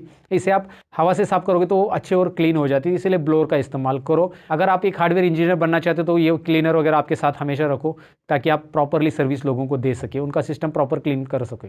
ओके, दूसरी चीज़ ऐसी कि इसे आप ब्रश से भी क्लीन कर सकते, लेकिन इसे खोलना कैसे है। इसका जो फैन है, CPU के ऊपर लगा हुआ फैन है, नीचे CPU है, चिप प्रोसेसर नीचे है, तो इसे खोलना एकदम सिंपल है। मैं आपको दिखाता हूँ। यहाँ पे आपको इसे घुमाना है, इसे घुमाना है। ये देखिए, ये जो है ना, मैं इसको एरो की तरफ घुमा रहा हूँ। जो एरो दिख रहा है उसकी मैं एक काम करता हूँ, रैम को थोड़ा सा साइड में रख देता हूँ थोड़ी देर के लिए, वो बीच में दिक्कत कर रहा है। इसे मैं ऐसा घुमा रहा हूँ, ये देखिए एरो दिख रहा है, एरो दिख रहा है, उसकी तरफ, एरो की तरफ आपको घुमाना है। लाइक कई सिस्टम्स में आपको ये फ़ैन के लॉक अलग तरीके के नज़र आते हैं। एक AMD का प्रोसेसर है तो वो लोग इस तरह का नहीं होता, ये इंटेल का प्रोसेसर है जो आपको यहाँ पे लोगो दिख रहा है। बट उसमें क्या होता है कि वो थोड़ा सा स्क्रू ड्राइवर का लॉक रहता है, तो आप स्क्रू से खोल सकते हैं। लेकिन AMD तो ऐसे ही करता है। ये देखिए, इसे खींचिए अजी, इसे खींचिए, इसे खींचिए, इसे भी खींचिए। इसके खींचने के बाद आपको एक साथ अभी चारों को अनलॉक करने के बाद खींचना है। ये देखिए निकल आया। ये है, यहाँ पे आपको ये नीचे का पार्ट है जो कि CPU के साथ, यहाँ पे CPU दिखाई दे रहा है, प्रोसेसर नीचे देखिए, यहाँ पे प्रोसेसर है, राइट। अब यहाँ पे ये जो है ना, थोड़ा सा आपको लिक्विड टाइप कुछ दिखाई देगा, इसे हीट सिंक सोल्यूशन बोला जाता है। ओके, थर्मल पेस्ट हम इसे बोलते हैं। तो ये थर्मल पेस्ट आपको ये भी 15 रुपये का मिलता है, एक छोटा सा डब्बी, जिसमें जितना चाहिए, मतलब एक बार लिया तो अपने 50-60 CPU को आप लगा सकते हैं। अगर आप एक हार्डवेयर इंजीनियर बनना चाहते हो तो आपको वो थर्मल पेस्ट भी लेना पड़ेगा। जहाँ पे आप CPU खोलोगे तो इसके ऊपर थर्मल पेस्ट कंपलसरी है। कुछ लोग तो यहाँ पे टूथपेस्ट भी लगाते हैं, मैंने सुना था, बट वो नहीं लगाना है। तो यहाँ पे थर्मल पेस्ट इसलिए लगाना है क्योंकि यहाँ पे क्या होता है, थर्मल पेस्ट एक यहाँ पे जो CPU और इसके बीच में थोड़ा सा गैप रहता है ना, वो रिमूव कर देता है। और बहुत सारी बार अगर आप थर्मल पेस्ट नहीं लगाओगे ना, तो आपने ये फ़ैन लगाया तो भी CPU स्टार्ट ही नहीं होता है, और ये मैंने अभी सीपीयू इसलिए निकाला, मैं आपको बता देता हूँ इसका भी पूरा सिनेरियो। सीपीयू इसलिए यहाँ पे निकाला क्योंकि बहुत सारी बार ये जो लॉक होते हैं ना वो टूट जाते हैं। कुछ लोग क्या बोलते हैं ना, कुछ लोग अपने खुद से ही कोशिश करते हैं उसको निकालने की और ये नीचे के लॉक तोड़ देते हैं। तो ये लॉक बिठाते समय आपको सिस्टम, जब आप ये लगा रहे हो अभी ये मदरबोर्ड के ऊपर दोबारा ये फ़ैन, तो इसको लगाते समय आप मदरबोर्ड खोल के लगाओ अगर आप ज़्यादा एक्सपीरियंस नहीं है आपको इसका लगाने का, क्योंकि ये लॉक अगर टूट गए तो आपका ये फ़ैन यहाँ पे मदरबोर्ड के साथ या इसके प्रोसेसर के ऊपर प्रॉपरली अटैच नहीं होगा, प्रॉपर फिट नहीं होगा। अगर ये प्रॉपर फिट नहीं, थोड़ा सा भी लूज़ है तो आपका प्रोसेसर 1 मिनट चालू होगा और उसके बाद बंद हो जाएगा। मतलब आपका सिस्टम चालू होगा, नो इश्यूज, प्रोसेसर डिस्प्ले देगा, सब कुछ होगा, मतलब वहाँ पे आउटपुट भी आएगा, लेकिन 1 मिनट के बाद तुरंत कंप्यूटर बंद, फिर आप चालू करोगे फिर 1 मिनट के बाद बंद, क्योंकि प्रोसेसर और इसके बीच में बहुत गैप रह गया है। गैप यानी ये लूज़ हो गया है, क्योंकि ये लूज़ हो गया इसकी वजह से, ये प्रॉपर नहीं लगाया आपने या फिर ये टूट गया आपसे ये लॉक। तो ये इंपॉर्टेंट है कि आप जब ये निकालोगे, मैं आपको फिर से बता रहा हूँ, ये सीपीयू के ऊपर का जो फ़ैन होता है वो निकालने के पहले ये डिस्क्लेमर हमेशा याद रखो कि भाई आपको ये लगाना आना चाहिए प्रॉपरली, ये लॉक नहीं टूटनी चाहिए। ये कैसे लगाना है मैं आपको दिखा देता हूँ। चाहिए तो यहाँ पे आप देख सकते हैं ये 4 होल से इसमें आपको लगाना है। यहाँ पे प्रोसेसर है, लेकिन प्रोसेसर को निकालते समय बहुत ही केयर करना है, क्योंकि इसके ऊपर की पहले डस्ट आपको साफ करनी है ब्रश से। ये ब्रश मैं यहाँ पे लेके इसके ऊपर की डस्ट साफ कर लेता हूँ पहले, क्योंकि आप इसको खोलने के बाद डस्ट मत साफ करो। व्हाट आई मीन टू से कि प्रोसेसर को निकालने के बाद डस्ट मत करो, प्रोसेसर निकालने के पहले इसके बाजू की डस्ट पूरी की पूरी साफ करो और उसके ऊपर कुछ भी नहीं करना, क्योंकि इसके अंदर डस्ट गिर गई है। प्रोसेसर और मदरबोर्ड का जो प्रोसेसर स्लॉट रहता है उसके अंदर डस्ट गिर गई तो बहुत नुकसान होता है भाई। और ये प्रोसेसर सबसे इंपॉर्टेंट है, सबसे महंगी चीज़ है। तो इसे लॉक कैसे खोलना है ये देखिए, मैं अभी मेरे केस में ये ऐसा लॉक है, किसी केस में थोड़ा सा अलग भी लॉक रहता है, लेकिन इंटेल के केस में तो ऐसा लॉक है। इसे प्रेस कीजिए, बाहर खींचिए, ऊपर लीजिए, इस तरह से छोड़ दीजिए, ये देखिए खुल गया। इस तरफ मैं ऐसे उठाऊंगा फिर ये उठेगा डायरेक्टली, आप दिखाई दे रहा है ये अनलॉक हो गया। और यहाँ पे ये सीपीयू है, प्रोसेसर मैं अभी आपको निकाल के दिखा रहा हूँ क्योंकि मेरा काफ़ी अच्छा एक्सपीरियंस है। मैंने हज़ारों बोलेंगे तो भी चलेगा, क्योंकि मैंने बहुत बार स्टूडेंट के पीसी फ्री में रिपेयर करके दिए हैं, तो उस टाइम पे मैंने बहुत सारे प्रोसेसर खोले हैं। तो यहाँ पे मुझे पता है कि इस सीपीयू को कैसे हैंडल करना है। इसको प्रॉपरली निकालो, ये सबसे डेलिकेट पार्ट है, याद रखो। यहाँ पे आप देख सकते हैं प्रोसेसर के नीचे ये दिखाई दे रहे हैं ना, ये 1000 टॉप ट्रांजिस्टर्स इसके अंदर रहते हैं। ये LGA टेक्नोलॉजी से बना हुआ रहता है, लाइन ग्रिड एरे से बोला जाता है। और यहाँ पे आप देखेंगे मदरबोर्ड के स्लॉट्स के ऊपर, तो यहाँ पे पिन्स है, और ये अगर आपको गलती, यहाँ पे हाथ ही नहीं लगाना है, यहाँ पे कोई डस्ट भी नहीं गिरने देना है, याद रखना है। ओके, तो अब आपने प्रोसेसर निकाला है तो यहाँ पे ध्यान से रखना है कि यहाँ पे आपका हाथ नहीं लगना चाहिए नीचे मदरबोर्ड में। कई बार सीपीयू को पिन्स रहते हैं, याद रखिए ये पिनलेस सीपीयू है, ये पिनलेस सीपीयू है, इसको पिन नहीं है बिल्कुल, आप देखोगे तो ये प्रोसेसर पिनलेस है। और कई बार पिन वाले रहते हैं, जो कि स्क्रीन के ऊपर आपको मैं इमेज दिखा रहा हूँ पिन वाले सीपीयू की, राइट। और मदरबोर्ड के ऊपर पिन नहीं रहती, मदरबोर्ड के ऊपर होल्स रहते हैं। जब सीपीयू को पिन है तो आपको उस मदरबोर्ड को होल्स रहेंगे, राइट। और वो भी LGA में रहेगा, लाइन ग्रिड एरे टेक्नोलॉजी वहाँ पे भी रहेगी, लाइन ग्रिड एरे यहाँ पे भी आपको दिखाई दे रहा है। ओके, तो ये प्रॉपर ग्रिड में अलाइन है। एक भी पिन अगर टेढ़ी होगी ना भाई, गयो मीन्स सीपीयू नहीं चलने वाला, सिंपल है, याद रखिए, ये सिंपल सी बात याद रखनी है। और इसके यहाँ पे आपको जो है ना आपके हाथ से बिल्कुल टच नहीं करना है, तो आप ग्लव्स पहनोगे ऐसे, यहाँ पे ग्लव्स की ज़रूरत हो सकती है आपको। इस सीपीयू को नीचे से अगर आपको कुछ भी करना है यहाँ पे, तो आपको ग्लव्स पहन के ही करना होगा। डस्ट भी है तो अभी यहाँ पे डस्ट लगी है तो मैं उसको क्लीन करूँगा ग्लव्स पहन के, या फिर ब्रश से मैं क्लीन करूँगा, लेकिन मैं उसे हाथ से बिल्कुल नहीं टच करूँगा, क्योंकि अपने हाथ का जो स्टैटिक्स पावर रहता है ना वो उसको लग सकता है। उसके अंदर बहुत सारे ढेर सारे ट्रांजिस्टर्स रहते हैं, आपका स्टैटिक्स पावर उस ट्रांजिस्टर के इंफॉर्मेशन को डैमेज कर सकता है। ये आप गूगल पे भी पढ़ लो, ऑलरेडी मैंने भी गूगल पे पढ़ा है, और मैं आपको बता रहा हूँ कि ये इस तरह से उसको हैंडल करना है प्रॉपरली। ये इंफॉर्मेशन मैं आपको देना चाहूँगा। और आप सीपीयू अगर खोल रहे हो तो वैसे सीपीयू को खोलना ये लास्ट स्टेप रहेगी। अगर आपका डिस्प्ले रैम क्लीन करने के बाद नहीं आ रहा है, सारी चीज़ें की, आपने मदरबोर्ड को भी क्लीन किया फिर भी डिस्प्ले नहीं आ रहा है, so that time you need to do it. अभी मैंने इस प्रोसेसर को दोबारा लगा दिया, लेकिन लगाया कैसे मैं दोबारा दिखाता हूँ। इसको लगाते समय मैंने अभी दोबारा वैसे ही रखा जैसे निकाला था। ये नॉच यहाँ पे एक छोटे छोटे आपको दिखाई दे रहे हैं लगाते समय। अगर आप देखोगे यहाँ पे नॉच है, यहाँ पे जैसे रैम के केस में मैंने आपको नॉच दिखाया था, वो नॉच आपको नीचे दिखाई देंगे और वहाँ पे प्रॉपरली इसे लगा देना है। लगाने के बाद आपको इसका जो है लॉक फिट कर देना है। ये छोटी सी चीज़ जो है बहुत इंपॉर्टेंट है, लेकिन इस तरह से ये देखिए इसमें अटक जाएगा, ये नीचे जाएगा और ये लॉक हो जाएगा। ये देखिए ध्यान से, ये लॉक होने के बाद आप जो चाहिए ऊपर दर्श का काम कर सकते हैं। तो ये प्रोसेसर लास्ट में खोलो अगर आपको बाकी सारी चीज़ें नहीं मिल रही। रैम आपने क्लीन कर ली, आपने मदरबोर्ड क्लीन कर लिया, आपने सारी चीज़ें क्लीन कर लिया और फिर भी डिस्प्ले नहीं आ रहा है। रैम और मदरबोर्ड क्लीन करो, डिस्प्ले नहीं आ रहा है, तो ये मेरा पहला सजेशन है। दूसरा ये कि ये सारी चीज़ें करने के बाद डिस्प्ले नहीं आ रहा है, तो go for S M P S को ये कर लो, इसके बाजू में सारा क्लीन करो, यहाँ पे ना थर्मल पेस्ट लगा दो, थर्मल पेस्ट लगा के यहाँ पे इसे लगा दो। अभी मेरे पास थर्मल पेस्ट है नहीं तो मैं आपको थर्मल पेस्ट भी दिखा देता कैसे लगाना है। वैसे ज़रूरी नहीं, क्योंकि इसमें थर्मल पेस्ट ऑलरेडी लगी हुई है। कई केस में सीपीयू बहुत पुराना हो जाता है तो थर्मल पेस्ट वहाँ पे नहीं रहती, तो आपको वो थर्मल पेस्ट की जो है ना हीट सिंक सोल्यूशन या थर्मल पेस्ट उसे बोला जाता है, वो लेके आना है हार्डवेयर की दुकान से और उसे लगा देना है। कंप्यूटर हार्डवेयर की जहाँ पे पार्ट्स मिलते हैं वहाँ पे ये चीज़ें आपको मिलेगी। तो अभी मैं आपको दिखाता हूँ, मैंने मदरबोर्ड ऑलरेडी खोल दिया है। मदरबोर्ड के स्क्रू कैसे खोलने, ये बेसिक बात है दोस्तों। यहाँ पे कुछ स्क्रू रहते हैं, उसको खोल देना है बस। तो इतना डिफिकल्ट नहीं रहता मदरबोर्ड के स्क्रू निकालना वगैरह, तो ये सिंपल है। बस यहाँ पे कुछ स्क्रू रहते हैं, जैसे मैंने ये स्क्रू खोल दिए। बाकी कनेक्शन कैसे मदरबोर्ड की निकालने हैं और लगाने वो मैंने आपको पहले ही बताया। अब ये मदरबोर्ड मैंने अलग इसलिए किया क्योंकि ये जो मुझे लॉक लगाने हैं ना एस CPU के, ये मुझे खोल के ही लगाने हैं, याद रखो। हाँ, मुझे अगर इसका लॉक निकालने हैं तो मैं मदरबोर्ड अटैच है तब निकाल सकता हूँ, लेकिन मदरबोर्ड में अभी मैंने बाहर क्यों निकाला, इसका रीज़न ये है क्योंकि ये प्रॉपर लॉक नहीं लगे, टूट गए, तो आपको ये लॉक बदलने पड़ेंगे या फिर आपको फ़ैन ही बदलना पड़ेगा। अगर आपके पास पुराने फ़ैन के कोई लॉक नहीं है अवेलेबल ऐसे वाले, तो आपको क्या करना पड़ेगा, फ़ैन ही बदलना पड़ेगा पूरा पूरा। और ये 350 से 400 रुपये का फ़ैन आता है, मैं प्राइस भी बता देता हूँ। तो ये फ़ैन में इतना अमाउंट डालने से अच्छा है कि आप इसके लॉक प्रॉपर लगा दो, गलती मत करो, राइट। तो हम हार्डवेयर का काम करने आए हैं, पैसे कमाने आए हैं, पैसे डालने नहीं आए हैं। ओके, तो आपको अगर हार्डवेयर का काम वहाँ पे करना है तो आपको वहाँ से पैसे मिलने चाहिए, तो काम प्रॉपर करो। ये देखिए मैं कैसे लगा रहा हूँ। यहाँ पे ना आपको याद रखना है कि ये जो दोनों के दोनों है ना नीडल्स, ये जो दिखाई दे रहे छोटे छोटे प्लास्टिक के, ये इसके अंदर जाने चाहिए। जब जाएंगे तो ये नीचे की तरफ आ जाएंगे, ऐसे ऐसे चारों साइड, चारों के भी नीडल्स आपको प्रॉपरली ऐसा आप देख के कर सकते हैं, क्योंकि आपको अभी पीछे का पार्ट दिख रहा है। अगर आप मदरबोर्ड खोलोगे नहीं तो आपको नहीं दिखाई देगा कि वो नीडल्स नीचे आए कि नहीं आए, और आप ऊपर से ज़बरदस्ती करोगे तो एक नीडल्स बाहर रहता है और फिर वो टूट जाता है। ऐसे बहुत सारी बार हुआ है, मेरे साथ भी हुआ है ऐसा। तो अब मैंने तभी से ये ठान लिया कि भाई मैं जब भी अभी लगाऊंगा लॉक को, थोड़ा टाइम दूंगा, मैं मदरबोर्ड खोल लूँगा पूरा पूरा और लगा दूंगा, क्योंकि इससे बेनिफिट ये होगा कि ये लॉक अभी देख सकती है पूरे दोनों नीडल्स नीचे आए हैं। अब इससे मेरे लॉक टूटेंगे नहीं। और यहाँ पे मैं अभी प्रेस करूँगा, इसको प्रेस करना है और उल्टा घुमाना है। जैसे मैंने स्टार्टिंग में खोलने टाइम बताया था कि आपको एरो की तरफ घुमाना है, अभी एरो से उल्टा घुमाना है, प्रेस करके घुमाना है, नीचे प्रेस करना है और घुमाना है, इसे भी नीचे प्रेस करना है और घुमाना है। क्योंकि ऑलरेडी क्या होता है मैं आपको दिखाऊंगा अभी, ये नीडल्स के अंदर एक ब्लैक नीडल रहती है, वो नीचे आ जाती है। ये देखिए एक ब्लैक हेडर या ब्लैक नीडल जिसे हम बोल सकते हैं, ये नीचे आ रहा है एक प्लास्टिक का, और ये लॉक हो चुका है। अब मैं इसे पकड़ रहा हूँ, ये देखिए मैंने खाली फैन को ही पकड़ा तो अभी ये परफेक्ट लग चुका है, बिल्कुल भी यहाँ पे आपको दिखाई दे रहा है कि ये ढीला नहीं। ये थोड़ा सा भी अगर इसमें गैप रहता है या ढीला रह जाता है एक तरफ भी, एक लॉक भी, तो भी आपका जो CPU है ना स्टार्ट होने के चांसेस कम है, या स्टार्ट होगा 1 मिनट के बाद बंद होगा, क्योंकि वो इतना हीट लेगा। तो आपको ये बात ध्यान में रखनी है जो कि मैंने आपको बता दी अभी। सो दैट्स इट, ये था CPU ट्रबल शूटिंग के बारे में। हमने जान लिया CPU, RAM, SMP सारी ट्रबल शूटिंग कैसे करनी इस पार्ट के अंदर।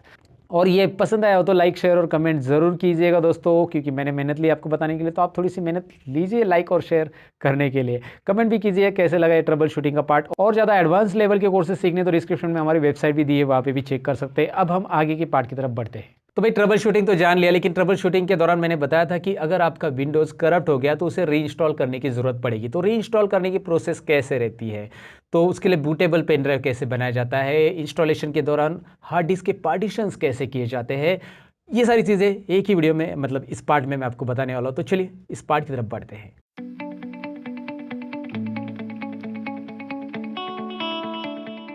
तो दोस्तों जैसे कि मैंने इंट्रो पार्ट में आपसे कहा कि आज हम सीखने वाले बूटेबल पेन ड्राइव कैसे बनाते हैं, साथ ही में हम सीखेंगे कि हमारे कंप्यूटर में हम ऑपरेटिंग सिस्टम कैसे इंस्टॉल करते हैं, जो कि मेरे पास तो विंडोज 7 में इंस्टॉल करके दिखाने वाला हूँ।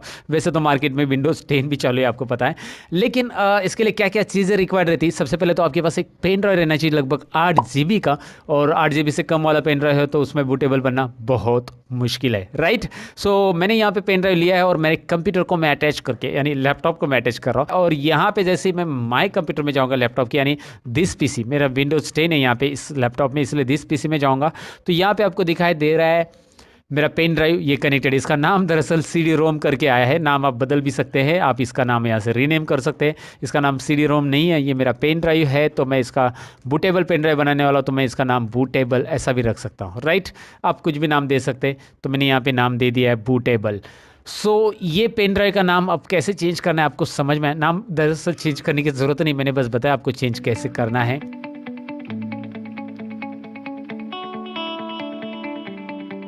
अब बूटेबल बनाने के लिए अलग अलग सॉफ्टवेयर होते हैं। मेरा जो सॉफ्टवेयर है वो मैंने पावर आईएसओ इंस्टॉल किया है, जो कि आपके सामने स्टार्ट है। चलिए मैं डेस्कटॉप पे दिखाता हूँ। ऑलरेडी मैंने यहाँ पे स्टार्ट किया, लेकिन डेस्कटॉप पे यहाँ पे इस तरह से आइकॉन आ जाएगा।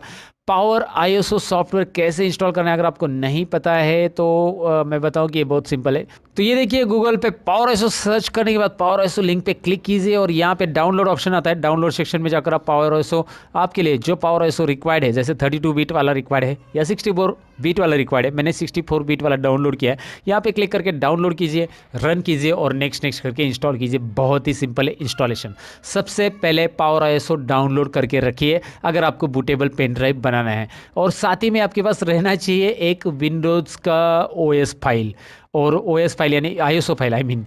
तो विंडोज़ का आईएसओ फाइल मेरे पास ऑलरेडी है, जो कि यहाँ पे आपको डी ड्राइव में, मैं आपको डायरेक्ट डी ड्राइव में लेके चलता हूँ। यहाँ पे आपको दिखाई दे रहा है विंडोज 7 ऑल इन वन मेरे पास प्री एक्टिवेटेड है। ये वाला फाइल आपके पास रहना चाहिए। फाइल आप टोरेंट से वगैरह डाउनलोड कर सकते हैं। मैं यहाँ पे इसकी लिंक नहीं दे रहा हूँ डिस्क्रिप्शन में, लेकिन दोस्तों आप ये तो आपको मिलता ही टोरेंट वगैरह पे आप देखेंगे तो। और उसके बाद इसे बूटेबल कैसे बनाना है मैं आपको बताता हूँ। अब ये जो है यहाँ पे मैं आपको बताऊँ कि करना क्या है। पावर आईएसओ स्टार्ट होने के बाद आपको जाना है टूल्स के अंदर। टूल्स के अंदर यहाँ पे ऑप्शन आता है create bootable USB drive, right. So यहाँ पे क्लिक कर कीजिए। ये जो ऑप्शन दिखाई दे रहा है, I will make it zoom, यहाँ पे दिखाई दे रहा है क्रिएट बूटेबल यूएसबी ड्राइव। अब मैं इस पर क्लिक करता हूँ। क्लिक करने के बाद आपके सामने आ रहा है एक डायलॉग बॉक्स, जिसके अंदर आपको दिखाई देगा यहाँ पे कार्ड, जो आपने कार्ड सेलेक्ट किया है ना, राइट, यहाँ पे आपका कार्ड दिखाई देगा। तो यहाँ पे हमारे पास जो 8 GB वाला कार्ड है वो हमें सिलेक्ट करना है। हमारे यहाँ पे 2 कार्ड है, मतलब एक मेमोरी कार्ड इंस्टॉल है एच ड्राइव में, लेकिन आई ड्राइव में हमारा यहाँ पे पेन ड्राइव है। तो ये मेमोरी कार्ड को नहीं लूँगा मैं, यहाँ पे मैं लूँगा पेन ड्राइव को, जिसमें मुझे करना है बूटेबल। मेरे पास 2 यहाँ पे इस लैपटॉप में मैंने एक्सटर्नल स्टोरेज ड्राइव इंस्टॉल किए हैं, जैसे ये मेमोरी कार्ड और पेन ड्राइव यहाँ पे दोनों भी दिखाई दे रहा है। फिलहाल आई ड्राइव को मैंने सिलेक्ट किया।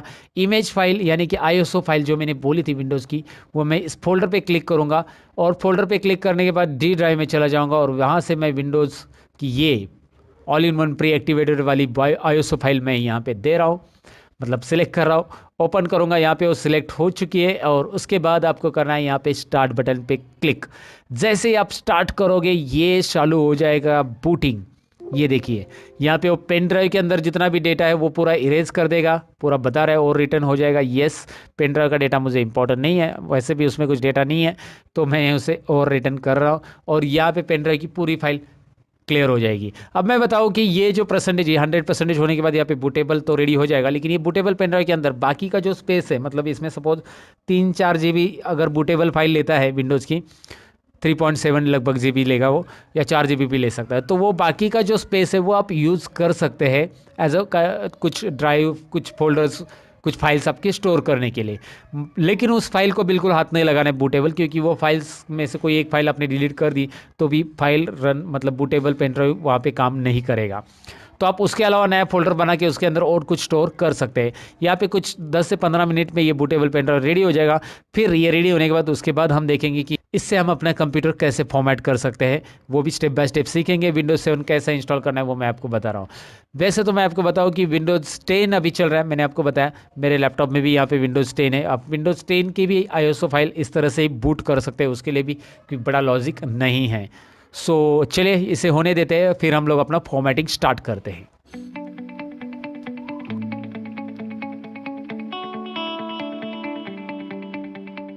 तो सबसे पहले तो जो बूटेबल पेन ड्राइव मैंने बनाया है वो मेरे कंप्यूटर को मैं अटैच करूंगा, यानी कि यहाँ पे पेन ड्राइव मैं इंसर्ट कर रहा हूँ, वो जो बूटेबल पेन ड्राइव मैंने बनाया है। उसके बाद मैं कंप्यूटर को स्टार्ट करूंगा, यानी कि पावर बटन यहाँ पे कंप्यूटर का प्रेस कर रहा हूँ। और उसके बाद जैसे मैं कंप्यूटर स्टार्ट करूंगा, कंप्यूटर स्टार्ट करने के बाद मेरे कीबोर्ड पे मैं डिलीट बटन प्रेस करते रहूंगा। डिलीट बटन इसलिए प्रेस करना है क्योंकि मैं बायो स्क्रीन में आना चाहता हूँ, और यहाँ पे आप देख सकते हैं मेरे कंप्यूटर पे बायो स्क्रीन आ चुका है, राइट। तो जैसे आप डिलीट बटन प्रेस करोगे आपके सामने आएगा ये बायोस विंडो, यानी कि आपके कंप्यूटर पर ये बायो स्क्रीन दिखाई देगी। और ये बायो स्क्रीन डिलीट बटन से आती है ऐसा नहीं, मैंने आपको बोला कि आपके केस में F2 बटन हो सकता है, F10 भी हो सकता है, F12 भी होता है। कई सारे लैपटॉप और कंप्यूटर के अलग अलग टाइप के हिसाब से, मतलब लैपटॉप अलग अलग कंपनी के रहेंगे तो वहां पे आपको अलग अलग की प्रेस करनी पड़ेगी ये बायोस की स्क्रीन लाने के लिए। और जो बायोस की स्क्रीन आपके सामने दिखाई दे रही है, ऐसे ही विंडो आपके कंप्यूटर में ऐसा नहीं हो सकता है, आपका बायोस कुछ अलग तरीके से दिख सकता है। लेकिन इसमें एक सेटिंग्स हमें करनी है, जो कि हमारे जो बूटेबल पेन ड्राइव में विंडो है वो हम हमारे कंप्यूटर में लोड करना चाहते हैं। तो उसके लिए क्या सेटिंग्स करनी है ध्यान से समझिएगा। सबसे पहले तो आप जाएंगे एडवांस बायोस फीचर्स में, या आपके बायोस स्क्रीन में कहीं पे भी बूट ऑप्शन दिखाई दे रहा है उसके अंदर आप चले जाएंगे।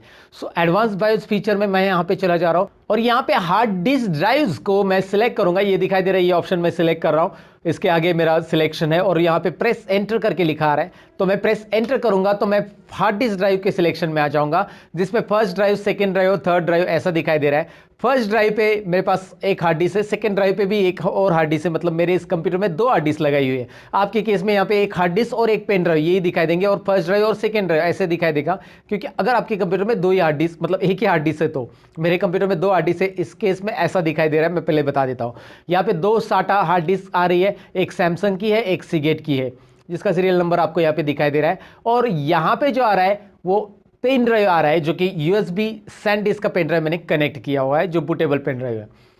तो इसमें अभी जो मैं देख रहा हूं कि ऑपरेटिंग सिस्टम ये मेरा फर्स्ट हार्ड ड्राइव से रन हो रही है, लेकिन मैं चाहता हूं कि ऑपरेटिंग सिस्टम अभी पेन ड्राइव से रन हो, मतलब ऑपरेटिंग सिस्टम पेन ड्राइव में मेरे पास बूटेबल, तो मैं यहां से इंस्टॉल करना चाहता हूं। तो यहां पे मुझे क्या करना है, ये USB को ऊपर लाना है। तो इसके लिए मैं 1 नंबर फर्स्ट ड्राइव वाला जो हार्ड डिस्क है उसे सेलेक्ट करूंगा, एंटर बटन प्रेस करना है और उसकी जगह मैं यहाँ पे देखिए मैं डाउन एरो प्रेस करूंगा इसको सिलेक्शन के लिए। यहाँ पे माउस यूज नहीं होता है और बहुत सारे बायोज में माउस यूज नहीं किया जाता है, कीबोर्ड से ही आपको करना रहता है। लेकिन जो कुछ ऐसे कुछ बायोज है कि जिसमें माउस भी यूज होता है, जी हाँ दोस्तों, माउस भी यूज होता है सिलेक्शन के लिए, लेकिन यहाँ पे नहीं है।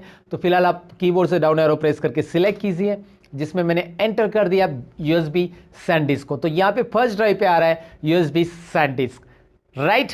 सो आपको याद रखना है कि हमारा जो पेन ड्राइव वो फर्स्ट ड्राइव पे रहना चाहिए, सेकंड ड्राइव पे हमारा हार्ड डिस्क रहना चाहिए, और थर्ड ड्राइव पे भी तो हार्ड डिस्क आ रहा है यहाँ पे, क्योंकि मेरे पास 2 हार्ड डिस्क है, राइट।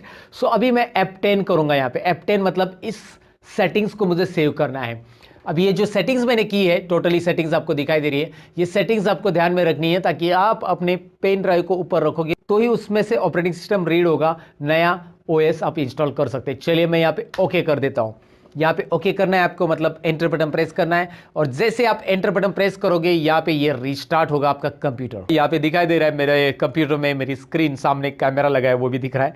ओके, यहाँ पे विंडोज इज लोडिंग फाइल्स करके आ रहा है, ये फाइल्स यहाँ पे लोड करेगा, इस तरह से दिखाई दे रहा है। अभी फाइल लोड हो रही है, अब हो गई फाइल लोड दोस्तों। इसके बाद स्टार्टिंग विंडोज की स्क्रीन आएगी। ये थोड़ा सा मैं फास्ट फॉरवर्ड कर रहा हूं और यहां पे आपको अभी कंप्यूटर में विंडोज लोड होते हुए दिखाई देगा। लेकिन सबसे पहले आपको ऑप्शन आएगा कि विंडोज 7 इंग्लिश लैंग्वेज, कौन सी आपको लैंग्वेज लेनी है। यहां पे कुछ भी चेंजेस आपको नहीं करना है, सिंपली आप अभी यहां पे माउस यूज कर सकते हैं दोस्तों, और माउस यूज करके यहां पे हम OS इंस्टॉल कर सकते हैं। यहां पे नेक्स्ट करना है। वैसे आपके पास माउस कनेक्टेड नहीं है तो यहां पे Alt N बटन प्रेस करके आप यहां पे नेक्स्ट कर सकते हैं। यहाँ पे दिख रहा है आपको, मैं यहाँ पे नेक्स्ट बटन पे क्लिक कर रहा हूँ। उसके बाद उसने पूछा इंस्टॉल विंडोज एक्टिवेटेड R2, मेरे पास ये एक्टिवेटेड विंडोज था तो यहाँ पे मैं क्लिक करूंगा install Windows activated R2, Windows activated setup is starting. So after that ये देखिए ये क्या आ रहा है, इसमें आपके ऑपरेटिंग सिस्टम की टाइप आपको सिलेक्ट करना है। आपको होम बेसिक चाहिए, आपको प्रोफेशनल चाहिए, आपको अल्टीमेट चाहिए, आपको होम प्रीमियम चाहिए, यहाँ से आप सिलेक्ट कर सकते हैं। और यहाँ पे ये जो X86 दिखाई दे रहा है ना आगे, ये है 32 बिट ऑपरेटिंग सिस्टम, और X64 जो दिखाई दे रहा है वो है 64 बिट ऑपरेटिंग सिस्टम। तो आप अपने कंप्यूटर में कौन सा इंस्टॉल करना चाहते हैं, that is up to you. अब मैं इसमें यहाँ पे दिखाई दे रहा है बहुत सारे ऑपरेटिंग सिस्टम है, मैं 64 अगर इंस्टॉल करना चाहता हूँ तो मैं 64 प्रोफेशनल वाला सिलेक्ट करूंगा, विंडोज 7 प्रोफेशनल 64, और 32 वाला इंस्टॉल करना चाहता हूँ तो ये प्रोफेशनल वाला X86 में इंस्टॉल करूंगा। तो मेरे केस में अभी मैं ऑलरेडी मेरे एक हार्ड ड्राइव में 32 बिट वाला है, तो मैं इस केस में यहाँ पे मैं 64 बिट का इसमें इंस्टॉल करता हूँ, क्योंकि ये मैं दूसरे हार्ड डिस्क में इंस्टॉल करना चाहता हूँ। 2 हार्ड डिस्क कनेक्टेड है इसमें, तो ये वाला मैं सिलेक्ट कर रहा हूँ। आपको जो इंस्टॉल करना है, क्योंकि जो आप सिलेक्ट करोगे, सपोज X86 32 बिट वाला सिलेक्ट करते हो तो आपके पास जो एप्लीकेशंस है वो 32 बिट वाले एप्लीकेशन उसी में चलेंगे, और अगर आप 64 बिट वाला लेते हो तो वो जो एप्लीकेशन है 64 बिट वाले में चलेंगे। तो ज़्यादातर आपके पास फोटोशॉप 7.0 है, पेजमेकर है, कोरल ड्रॉ 12 है, ऐसे सॉफ्टवेयर है जो कि मैं already real to real channel के ऊपर उसके ऊपर वीडियो बना चुका हूँ। और वो वीडियोज़ अपने नहीं देखे तो देख लो, ये एडवर्टाइज करना ज़रूरी था। रियल टू रियल चैनल है अपना एक, जिसमें फोटोशॉप, कोरल ड्रॉ, पेजमेकर के वीडियोज़ अवेलेबल है, ज़रा जाके चेक कीजिएगा। फिलहाल तो मैं आपको बताऊं कि यहाँ पे मुझे 32 बिट नहीं चाहिए, मैं क्या करने वाला हूँ 64 करने वाला हूँ, क्योंकि मेरे पास 32 बिट वाला ऑलरेडी इंस्टॉल है। तो मैं 64 बिट वाला ले रहा हूँ। यहाँ पे मैं नेक्स्ट बटन पे क्लिक करूँगा और उसके बाद I agree to install Windows activated, यहाँ पे उसका लाइसेंस है। मैं यहाँ पे पूरा पढ़ते नहीं बैठूंगा, या आप बाद में आराम से पढ़ लेना, पढ़ना है तो ओके। सो यहाँ पे नेक्स्ट बटन पे क्लिक करना है। उसके बाद आपको पूछा गया कि पुराने विंडोज़ में ही अपग्रेड करना है या कस्टम करना है। हमें यहाँ पे दो ऑप्शन मिल रहे हैं, हम करेंगे कस्टम। याद रखिए कस्टम, ताकि हमारी हार्ड डिस्क हमें यहाँ पे दिखाई दे और यहाँ पे टोटल हार्ड डिस्क लोड हो जाएगी। दोनों भी हार्ड डिस्क की जो पार्टीशन है वो पूरे पूरे लोड हो जाएंगे। ऑलरेडी मैंने हार्ड डिस्क में पार्टीशंस बनाए हुए हैं, तो ये पार्टीशंस यहाँ पे आ रहे, पार्टीशन 1 2 3 4 5 ऐसे बहुत सारे, क्योंकि अलग अलग दो हार्ड डिस्क यहाँ पे कनेक्टेड है, तो 1 2 3 4 है, फिर से 1 2 3 4 है अलग अलग। सो इसमें कौन से हार्ड डिस्क मुझे इंस्टॉल करना है मैं आपको बता ही देता हूँ। लेकिन सबसे पहले इसमें ये बताऊँ कि इसमें अगर आप नया हार्ड डिस्क लगाते हो आपके कंप्यूटर में, तो यहाँ पे पार्टीशन बिल्कुल नहीं आएगा, एक ही पार्टीशन आएगा, एक ही मतलब यहाँ पे अनपार्टीशन स्पेस आएगा, जिसमें पूरा पूरा हार्ड डिस्क का यहाँ पे स्पेस दिखाई देगा। तो यहाँ पे जो ड्राइव ऑप्शन दिया है उसमें क्लिक करके आप यहाँ पे ऑप्शंस ले सकते हैं पार्टीशंस बनाने के लिए। जैसे यहाँ पे क्लिक करके आप न्यू पार्टीशंस इसका बना सकते हैं, लेकिन ये ऑलरेडी पार्टीशन बनाया हुआ है, तो आपको इस पार्टीशन को डिलीट करना होगा। बनाया हुआ तो डिलीट करके फिर आपको यहाँ पे दिखाई देगा अनपार्टीशनर स्पेस, और न्यू करके आप पार्टीशन बना सकते हैं। या फॉर्मेट करना है इस ड्राइव को, सपोज कौन से ड्राइव में मुझे विंडोज़ इंस्टॉल करना है। अब मेरा ये डिसाइड है कि मैं ये वाले ड्राइव में इंस्टॉल करूँ। कहाँ पे है वो 60 GB वाला, ऊपर ये रहा, ये वाला जो पार्टीशन 2 है। इस पार्टीशन में मैं OS इंस्टॉल करने वाला हूँ, जो मेरे दूसरे हार्ड डिस्क का है। ये है 60 GB लगभग, और 25 GB इसमें ऑलरेडी फ्री स्पेस है और बाकी का डेटा है। तो मैं ये पुराना जो OS है, इसके अंदर भी OS है पुराना, तो उस OS को मुझे फॉर्मेट करना है, उसके अंदर पुराना डेटा है वो हटाना है, तो मैं फॉर्मेट करूँगा। देखिए यहाँ पे एक लोगों में गलतफहमी रहती है कि OS इंस्टॉल करते समय फॉर्मेट करना कंपलसरी होता है, लोग कहते हैं, लेकिन नहीं, OS इंस्टॉल करते समय आपको फॉर्मेट करना कंपलसरी नहीं रहता है, बस स्पेस रहना चाहिए। अब इसके अंदर 59 GB में 25 GB स्पेस है लगभग, तो 25 GB में मैं मेरा OS डायरेक्ट नेक्स्ट करूंगा तो इंस्टॉल हो जाएगा, और पुरानी फाइल्स वैसे रहेगी, और वो फाइल windows.old नाम से वैसे रहेगी। याद रखिए आप अपनी पुरानी फाइल भी विंडोज़ के अंदर रख सकते हैं, और वो बिना फॉर्मेट किए ही भी रहेगी। मतलब जैसे कि आपका सी ड्राइव पहले वाला करेक्ट है, पहला OS करेक्ट है, लेकिन उसके डेस्कटॉप पे, उसके माई डॉक्यूमेंट में या उसके सी ड्राइव में कुछ आपकी फाइल्स है जो कि आपने डी और ई ड्राइव में नहीं रखी है, जो स्टोरेज ड्राइव रहता है डी और ई ड्राइव, क्योंकि फॉर्मेट के टाइम पे तो डी और ई ड्राइव को तो हाथ ही नहीं लगाना है हमें, बस सी ड्राइव को हमें क्या करना है, वहाँ पे ऑपरेटिंग सिस्टम इंस्टॉल करनी रहती है। तो आपके पास ऑप्शन रहता है कि सी ड्राइव में पुरानी फाइल रख के आप OS को लोड करें। तो यहाँ पे पुरानी फाइल रख दूंगा मैं, फॉर्मेट नहीं करूंगा और नेक्स्ट करूंगा, तो यहाँ पे ये जो बाकी की है 25 GB तो ये खाली है, और बाकी की जो फाइल है वैसे ही रहेगी, बस उसका नाम आएगा windows.old करके। क्या नाम आएगा? windows.old। जब आप कंप्यूटर स्टार्ट करोगे तो सी ड्राइव में आपको windows.old नाम का एक फोल्डर मिलेगा, जिसमें आपकी पुरानी फाइल सब रहेगी। तो आपको फॉर्मेट करना कंपलसरी नहीं, बस फ्री स्पेस रहना चाहिए। अगर आपके पास फ्री स्पेस नहीं है तो आपको फॉर्मेट के सिवा ऑप्शन नहीं है, क्योंकि आपके पास फ्री स्पेस नहीं है तो हम ये वाला OS जो अभी इंस्टॉल कर रहे हैं वो इंस्टॉल नहीं कर सकते हैं। अच्छा, कितना स्पेस रहना चाहिए? लगभग 10 से 12 GB तो रहना ही चाहिए, मतलब मेरे हिसाब से तो रहना चाहिए एटलीस्ट। लेकिन उससे क्या होगा मैं बताता हूँ, 10 से 12 GB इनफ नहीं है वैसे, क्योंकि OS उसमें लोड होगा तो वैसे ही वो फुल हो जाएगा, फिर आपको जाकर अंदर windows.old की फाइल कॉपी करके डिलीट करनी पड़ेगी, या फिर अलग जगह पे बैकअप लेके उसको डिलीट करना पड़ेगा। लेकिन वो डिपेंड करता है आपको कि अगर बैकअप लेना है तो आप इसे फॉर्मेट ना करें, लेकिन मुझे बैकअप नहीं लेना है तो मैं इसे फॉर्मेट कर सकता हूँ। तो ये फॉर्मेट वर्ड या फॉर्मेट बटन पे क्लिक करने पहले अच्छे से सोच लो। तो यहाँ पे क्या मैसेज आ रहा है? The partition might content recovery files बता रहा है, सिस्टम फाइल हो सकती है, रिकवरी फाइल आपकी कोई फाइल रह सकती है, वो सारी की सारी आप लूज करने वाले अगर आप फॉर्मेट करते हो तो। और अगर आप रखते हो तो वहाँ पे नेक्स्ट करो, ये फाइल रहेगी। क्लियर है आपको कोई भी पार्टीशंस? और अगर आपने नई हार्ड डिस्क ली तो आप बस बिंदास न्यू पे क्लिक करके नया नया पार्टीशन डाल सकते, कितने साइज़ का चाहिए, और नेक्स्ट वो कभी मैं आपको बाद में बताऊंगा। फिलहाल आपको ये बता रहा हूँ कि मैं यहाँ पे कोई ड्राइव डिलीट नहीं कर रहा हूँ, यहाँ पे बस मैं इसको फॉर्मेट कर रहा हूँ क्योंकि इसका मैं पुराना डेटा मुझे नहीं चाहिए। यहाँ पे एक बात ध्यान से समझ लो कि वही ड्राइव सिलेक्ट करो जिसको आपको फॉर्मेट मारना है। नहीं तो गलती से आपका जो ई ड्राइव और डी ड्राइव रहता है, अलग अलग ड्राइव हम बनाते हैं एक्स्ट्रा जिसमें स्टोरेज है, वो ड्राइव अगर आपने डिलीट किया तो भैया गए आपका डेटा, तो आपको फिर से मिलने वाला नहीं। फिर से आपको रिकवरी का वो अलग अलग टूल्स रन करना पड़ेगा, वो सब मगजमारी करनी पड़ेगी, आसान भाषा में बोलूँ तो। ओके, सो अगर यहाँ पे देखें, इसे सिलेक्ट करके मैं फॉर्मेट कर रहा हूँ, ओके कर रहा हूँ, 59 GB वाला जो डेटा है वो होगा फॉर्मेट, अभी फ्री 59 ही रहेगा, ये थोड़ा बहुत तो डिफरेंस दिखाएगा। यहाँ पे अभी कुछ भी डेटा नहीं है इसके अंदर और इसमें OS लोड होगा, नेक्स्ट करना है। नेक्स्ट करने के बाद ये प्रोसेस चलेगी। इस प्रोसेस में आपकी विंडोज की सभी फाइल इंस्टॉल होगी और जैसे ये कंप्लीट हो जाएगा आपको पेन ड्राइव निकाल लेना है। जी हाँ, मैं क्या बता रहा हूं ध्यान से सुनिए।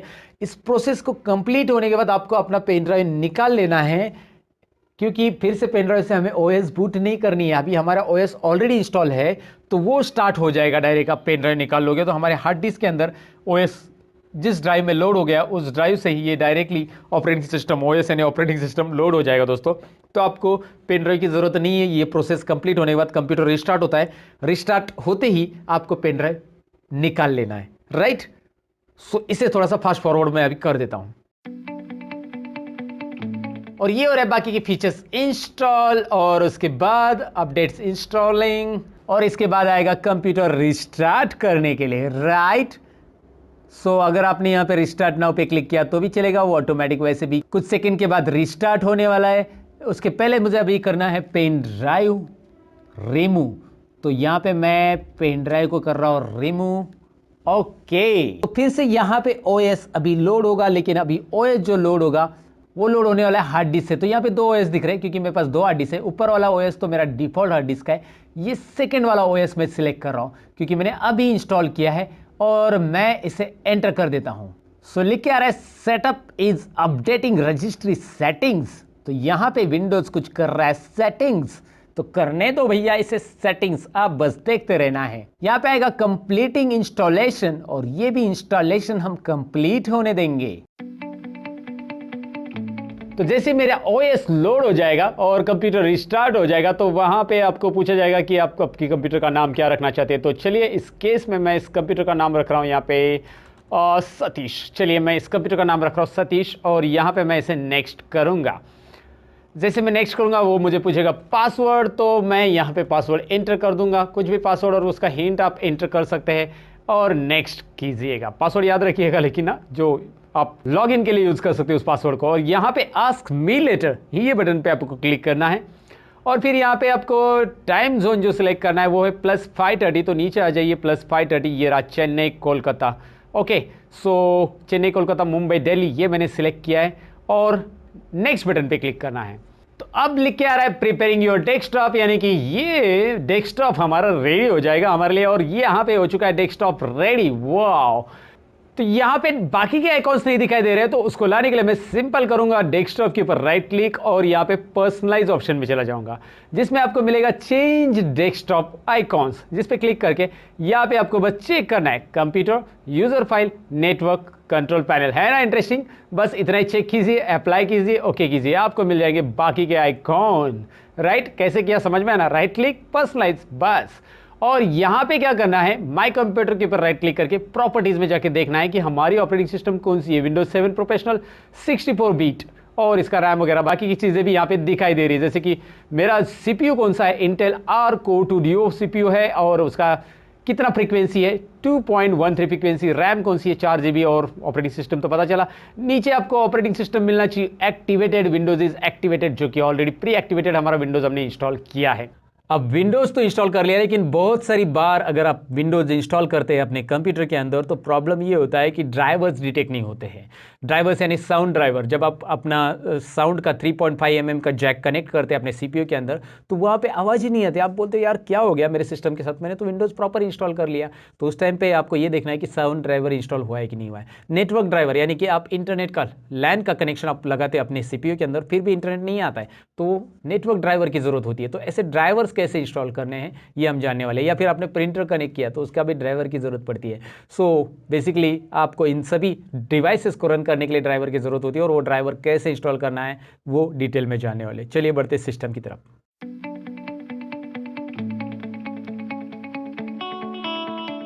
यहाँ पे ये जो नेटवर्क ड्राइवर और साउंड ड्राइवर ये क्रॉस दिख रहा है, मतलब यहाँ पे नेटवर्क का ड्राइवर, मतलब नेटवर्क की केबल यहाँ पे मैंने कनेक्ट की है, मेरे कंप्यूटर को ऑलरेडी कनेक्टेड है, फिर भी ये नहीं आ रहा है क्योंकि नेटवर्क का ड्राइवर इंस्टॉल नहीं। चलिए यहाँ पे क्लिक करके open network and sharing centre में जाते हैं, चेंज अडेप्टर सेटिंग में जाते हैं। यहाँ पे देखिए कुछ भी नहीं मिल रहा है दिखने को आपको। तो ड्राइवर इंस्टॉल अगर नहीं है इस केस में, आप अपने कंप्यूटर में ड्राइवर इंस्टॉल करने के लिए आपके कंप्यूटर का जो मदरबोर्ड है उसका एक सीडी, मदरबोर्ड के साथ आपको एक सीडी मिलता है, उसमें से आप ड्राइवर इंस्टॉल कर सकते हैं। अगर आप इन केस में वो सीडी गुम हो गया तो आप नेट से रियलटेक का ड्राइवर डाउनलोड कर सकते हैं। रियलटेक लैन ड्राइवर या रियलटेक इथरनेट ड्राइवर सर्च करके आपको डाउनलोड करना होगा, या लैपटॉप में आप कर रहे हो ऐसा तो लैपटॉप के लिए भी आपको ड्राइवर अलग से डाउनलोड करके आपके कंप्यूटर में लेके आकर या लैपटॉप पे लेके आकर इंस्टॉल करना होगा। डाउनलोड तो चाहिए, आपके पास लैन ड्राइवर नहीं है तो फिर मुश्किल है, और आपके पास सीडी है तो कोई बात नहीं। मेरे केस में तो मेरे पास सीडी थी जो कि मेरे पास आई ड्राइव में पड़ी है, रूलर मदरबोर्ड नाम की, ये दिखाई दे रहा है रूलर मदरबोर्ड, जो कि मैंने ऑलरेडी इस सीडी को कॉपी करके रखा है इसमें। नेटवर्क ड्राइवर में मैं विंडोज 7 64 बीट वाला 3264 ये वाला फोल्डर ओपन करूंगा। इसमें ये सेटअप फाइल जो दिख रहा है रन करना है और येस करना है, और यहाँ पे ये नेटवर्क ड्राइवर इंस्टॉल होगा। दोस्तों देखिए यहाँ पे प्रिपेयरिंग सेटअप लिख के आ रहा है, यहाँ पे बस आपको नेक्स्ट करना है, इंस्टॉल करना है, दैट्स इट। अब देखिए क्या होगा, यहाँ पे अब तक क्रॉस आ रहा था, अब थोड़ी देर में क्या होगा आपको देखने को मिल जाएगा, आप खुद ही देखिएगा।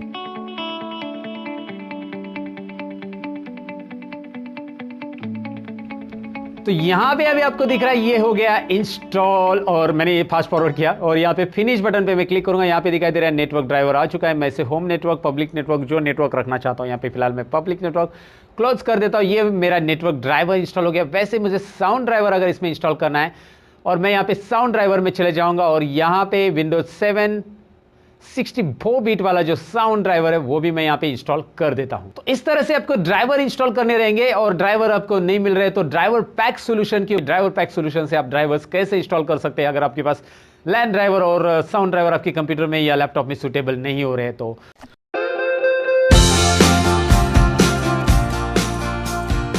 और अगर आपके पास ड्राइवर की सीडी नहीं है या कोई ड्राइवर आपको नहीं मिल रहा है, ड्राइवर तो बेसिकली आप गूगल पे जाकर ढूंढ सकते हैं, मतलब उस कंपनी से रिलेटेड। जैसे कि आपके पास डेल लैपटॉप है, डेल कंपनी का है, सो डेल लैपटॉप ड्राइवर्स, आगे डेल लैपटॉप ड्राइवर करके डालोगे तो उससे रिलेटेड ड्राइवर अपडेट सारी चीज़ें आपको यहाँ पे मिलेंगी।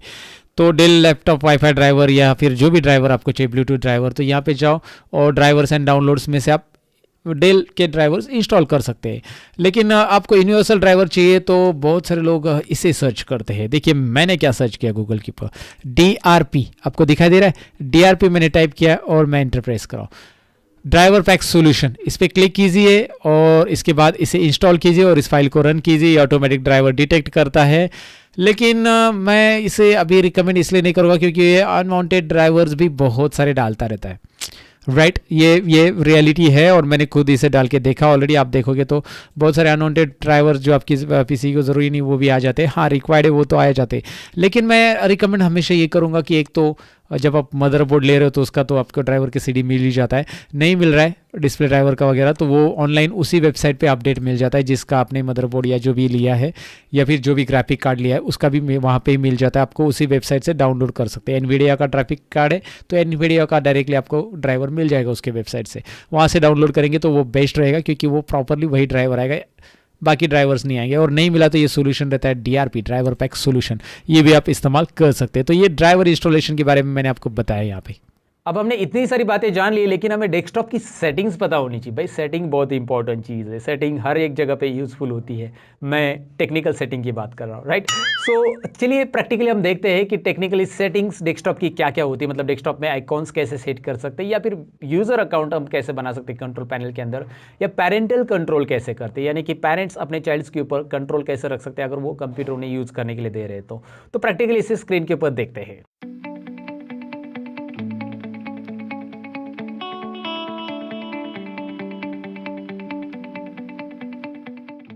सो दोस्तों अब बारी है डेस्कटॉप की कुछ इंपॉर्टेंट सेटिंग्स जानने की, और कंट्रोल पैनल की भी कुछ सेटिंग्स हम जानने वाले हैं। सबसे पहले मैं आपको हमेशा रिकमेंड करूंगा कि डेस्कटॉप के ऊपर ज़्यादा फाइल ना रखें। जैसे मैंने यहाँ पे 4 कॉलम में फाइल रखी आपको दिखाई दे रही है। ज़्यादा फाइल्स आपको रखनी है तो आप ड्राइव उसके लिए बनाएं। जैसे आप अपने दिस पीसी में जाओगे तो वहाँ पे ढेर सारे आपके ड्राइव रहते हैं, इनमें स्टोर करो, डी और ई ड्राइव में स्टोर करो। क्योंकि डेस्कटॉप पे आप ज़्यादा फाइल रखते हो तो उसका ड्रॉबैक ये होता है, पहली चीज़ तो जब भी आप कंप्यूटर फॉर्मेट करने जाओगे तो सी ड्राइव के अंदर की फाइल को आपको इरेज करना पड़ता है, मतलब पूरा क्लीन करना है। तो ज़रूरी नहीं, मैंने आपको फॉर्मेट के टाइम पे वो बताया कि सी ड्राइव की फाइल भी आप रख सकते हैं, लेकिन आपकी इंपॉर्टेंट फाइल है जो आपको क्विकली एक्सेस करनी है तो आप हार्ड डिस्क दूसरी जगह पे भी लगा के क्विकली एक्सेस कर सकते हैं इजीली। तो इसलिए लोकल डिस्क ड्राइव में उसे हमेशा रखो।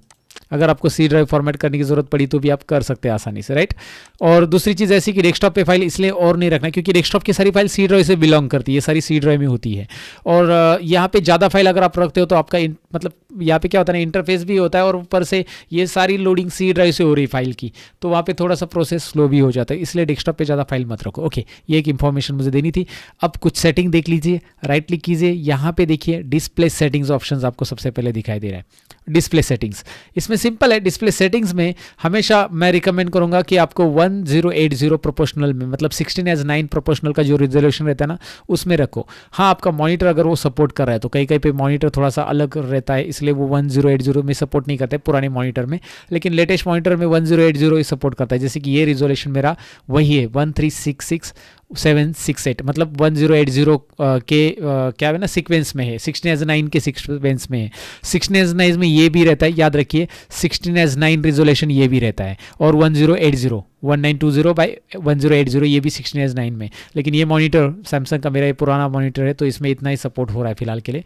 तो आप देख सकते हैं इसमें 1366768 ये रिजोल्यूशन मैंने रखा है।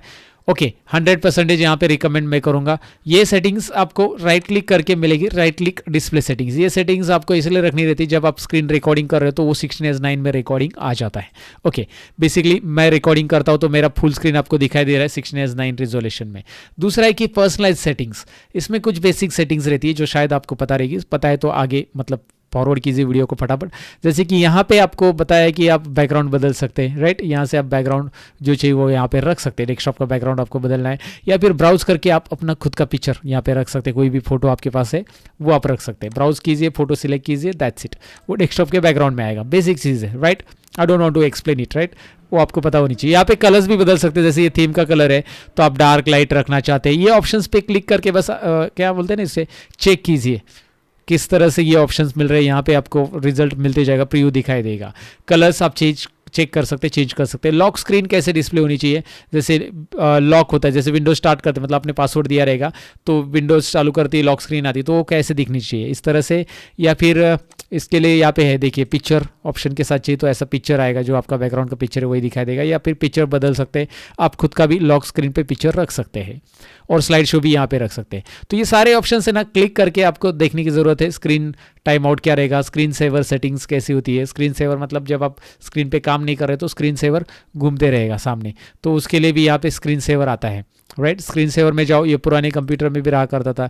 जैसे आप चाहते बबल्स, तो ये देखिए बबल्स, ये प्रीव्यू करके मैं आपको दिखाना चाहूँगा प्रीव्यू। लेकिन आपने माउस अगर हिलाया तो शायद रिकॉर्डिंग में आता होगा, माउस अगर हिलाया तो वो चला जाएगा, राइट। अगर रिकॉर्डिंग में डिस्प्ले नहीं हो रहा है तो यहाँ पे आप देख सकते हैं ये बबल्स कैसे आ रहे हैं, या फिर अलग अलग स्क्रीन सेवर है उसका टाइम आउट रख सकते हैं। और स्क्रीन सेवर के लिए ये भी रख सकते हैं, मतलब जैसे स्क्रीन सेवर आए तो ये जैसे स्क्रीन सेवर पे किसी ने इंटर बटन प्रेस किया स्क्रीन सेवर हटाने के लिए तो उसको डायरेक्टली पासवर्ड पूछा जाए, तो ये होता है अपना कंप्यूटर सिक्योर रखना। जैसे आपके कलीग वगैरह क्या होता है कोई भी एक्सेस कर लेगा कंप्यूटर बार बार आके, लेकिन आप लंच टाइम ले रहे हो ऑफिस में तो उस टाइम पे ये ऑप्शन ऑन करके रखो, स्क्रीन सेवर ऑटोमेटिक आएगा, कंप्यूटर में लॉक हो जाएगा ऑटोमेटिक 1 मिनट के बाद। टाइमिंग भी आप यहाँ पे रख सकते हैं। तो ये स्क्रीन सेवर की एक बेसिक सेटिंग है जो सारे किसी को पता होना चाहिए। ट्रायल करके देखो, अप्लाई करके देख लो तुरंत। यहाँ पे 1 मिनट रखो, यहाँ पे स्क्रीन सेवर सेलेक्ट करो जो चाहिए वो। आप खुद का टेक्स्ट चाहते हैं तो यहाँ पे 3D टेक्स्ट में जाओ और यहाँ पे सेटिंग्स में जाओ, अपना खुद का टेक्स्ट भी आप यहाँ पे टाइप कर सकते हैं। एक बेसिक चीज़ है, ज़रा टाइप करके देखिए। ये भी देखिए विंडोज़ 10 आ रहा है, जैसे मैं यहाँ पे टाइप करना चाहता हूँ मेरा खुद का टेक्स्ट, जैसे कंप्लीट टेक्नोलॉजी या learnmopro.com जो कि हमारी वेबसाइट है, आपको पता ही रहेगा इस वेबसाइट के बारे में। नहीं तो डिस्क्रिप्शन में मैंने लिंक दी है, चेक कीजिएगा, इंटरेस्टिंग कोर्सेज वहाँ पे चल रहे हैं। ओके, learnmopro.com इस तरह का टेक्स्ट अगर शायद स्क्रीन रिकॉर्डिंग में दिख रहा होगा, लेकिन यहाँ पे दिख रहा है आपको। ओके, सो बेसिकली आपको ये पता चला कि भाई इसमें यहाँ पे टाइम सेट कर सकते हैं, यहाँ पे सेटिंग है, यहाँ पे प्रीव्यू है, सारी चीज़ें देख सकते हैं और अप्लाई करेंगे तो अप्लाई हो जाएगा। मैं नहीं कर रहा हूँ, लेकिन स्क्रीन सेवर की ज़रूरत है आपको। तो तो ये सारी चीज़ें यहाँ पे दी है, बाकी भी चीज़ें आप चेक कर लेना। ये बेसिक सेटिंग्स है जो आपको जाननी ज़रूरी है। जैसे मैंने बैकग्राउंड बदला तो यहाँ पे बदल गया। अब यहाँ पे और कुछ चीज़ें जैसे कि कंट्रोल पैनल सेटिंग, तो मैं यहाँ पे कंट्रोल टाइप कर रहा हूँ रन में। देखिए मैंने टाइप किया है स्टार्ट रन कंट्रोल। अब हम कंट्रोल करेंगे, इस कंट्रोल के जरिए हम हमारे कंप्यूटर को कंट्रोल कर सकते हैं। अब इसमें ढेर सारी सेटिंग्स है जो कि एक वीडियो में मैं नहीं बता पाऊंगा, लेकिन मतलब अभी इस वीडियो के लिए मैंने हार्डवेयर के लिए स्पेशली रखा है। तो हार्डवेयर की जो इंपॉर्टेंट सेटिंग्स है उससे रिलेटेड मैं अभी बता रहा हूँ। लेकिन अगर आपका रिकमेंडेशन है, आप कमेंट मुझे ज़रूर लिखिए कि सर हम बिट लॉकर के बारे में या बाकी सारी चीज़ों के बारे में डिटेल में जानना चाहते हैं, तो मैं हर एक के ऊपर वीडियो बनाऊँगा। राइट मुझे कुछ प्रॉब्लम नहीं है, इसके रिलेटेड मैं वीडियो बनाऊंगा ज़रूर। फिलहाल आप यहाँ पे देख सकते हैं, मैं आपको जो बताने वाला वो है प्रोग्राम एंड फीचर्स। ये ऑप्शन दोबारा दिखाता हूँ, मैं फोकस करके बताता हूँ कि आपके पास ये ऐसा व्यू नहीं आया ना, तो ऊपर यहाँ पे राइट कॉर्नर में ज़रा ध्यान दीजिए। ये देखिए large icons, right large icons यहाँ पे दिखाई दे रहा है। ये लार्ज आइकॉन्स मैंने रखा है। अगर आपके यहाँ पे कैटेगरी सिलेक्टेड है तो आपका कुछ ऐसा व्यू आएगा। ये देखिए, तो यहाँ पे क्लिक कीजिए और लार्ज आइकॉन्स, ये देखिए लार्ज आइकॉन, स्मॉल आइकॉन भी रख सकते हैं आप। यहाँ पे आना है, प्रोग्राम्स एंड फीचर्स पे क्लिक करना है। ये क्या बताता है, क्लिक करो। ये बता रहा है कि आपके कंप्यूटर में कौन कौन से सॉफ्टवेयर इंस्टॉल है। इतने सारे सॉफ्टवेयर इंस्टॉल है, जो अनइंस्टॉल करना है उसे सिलेक्ट कीजिए। मुझे जो अनइंस्टॉल करना है, मुझे जैम सर्वर अनइंस्टॉल करना है। यहाँ पे मैं क्लिक करके अनइंस्टॉल करूँगा। राइट इस पर क्लिक करके आप अनइंस्टॉल, ये जैम सर्वर PHP वगैरह के लिए होता है, कोडिंग के लिए। ओके तो ठीक है, ये आपको डेफिनेटली यहाँ पे समझ में आएगा कि अनइंस्टॉल करना बहुत ईजी। और इंस्टॉल करना कैसे, मैंने आपको ड्राइवर जैसे इंस्टॉल करना बताया वैसे इंस्टॉल करना होता है। इंस्टॉल करना कोई डिफिकल्ट नहीं है, बहुत ईजी होता है दोस्तों। डबल क्लिक करके इंस्टॉल करो कोई भी software, that's it.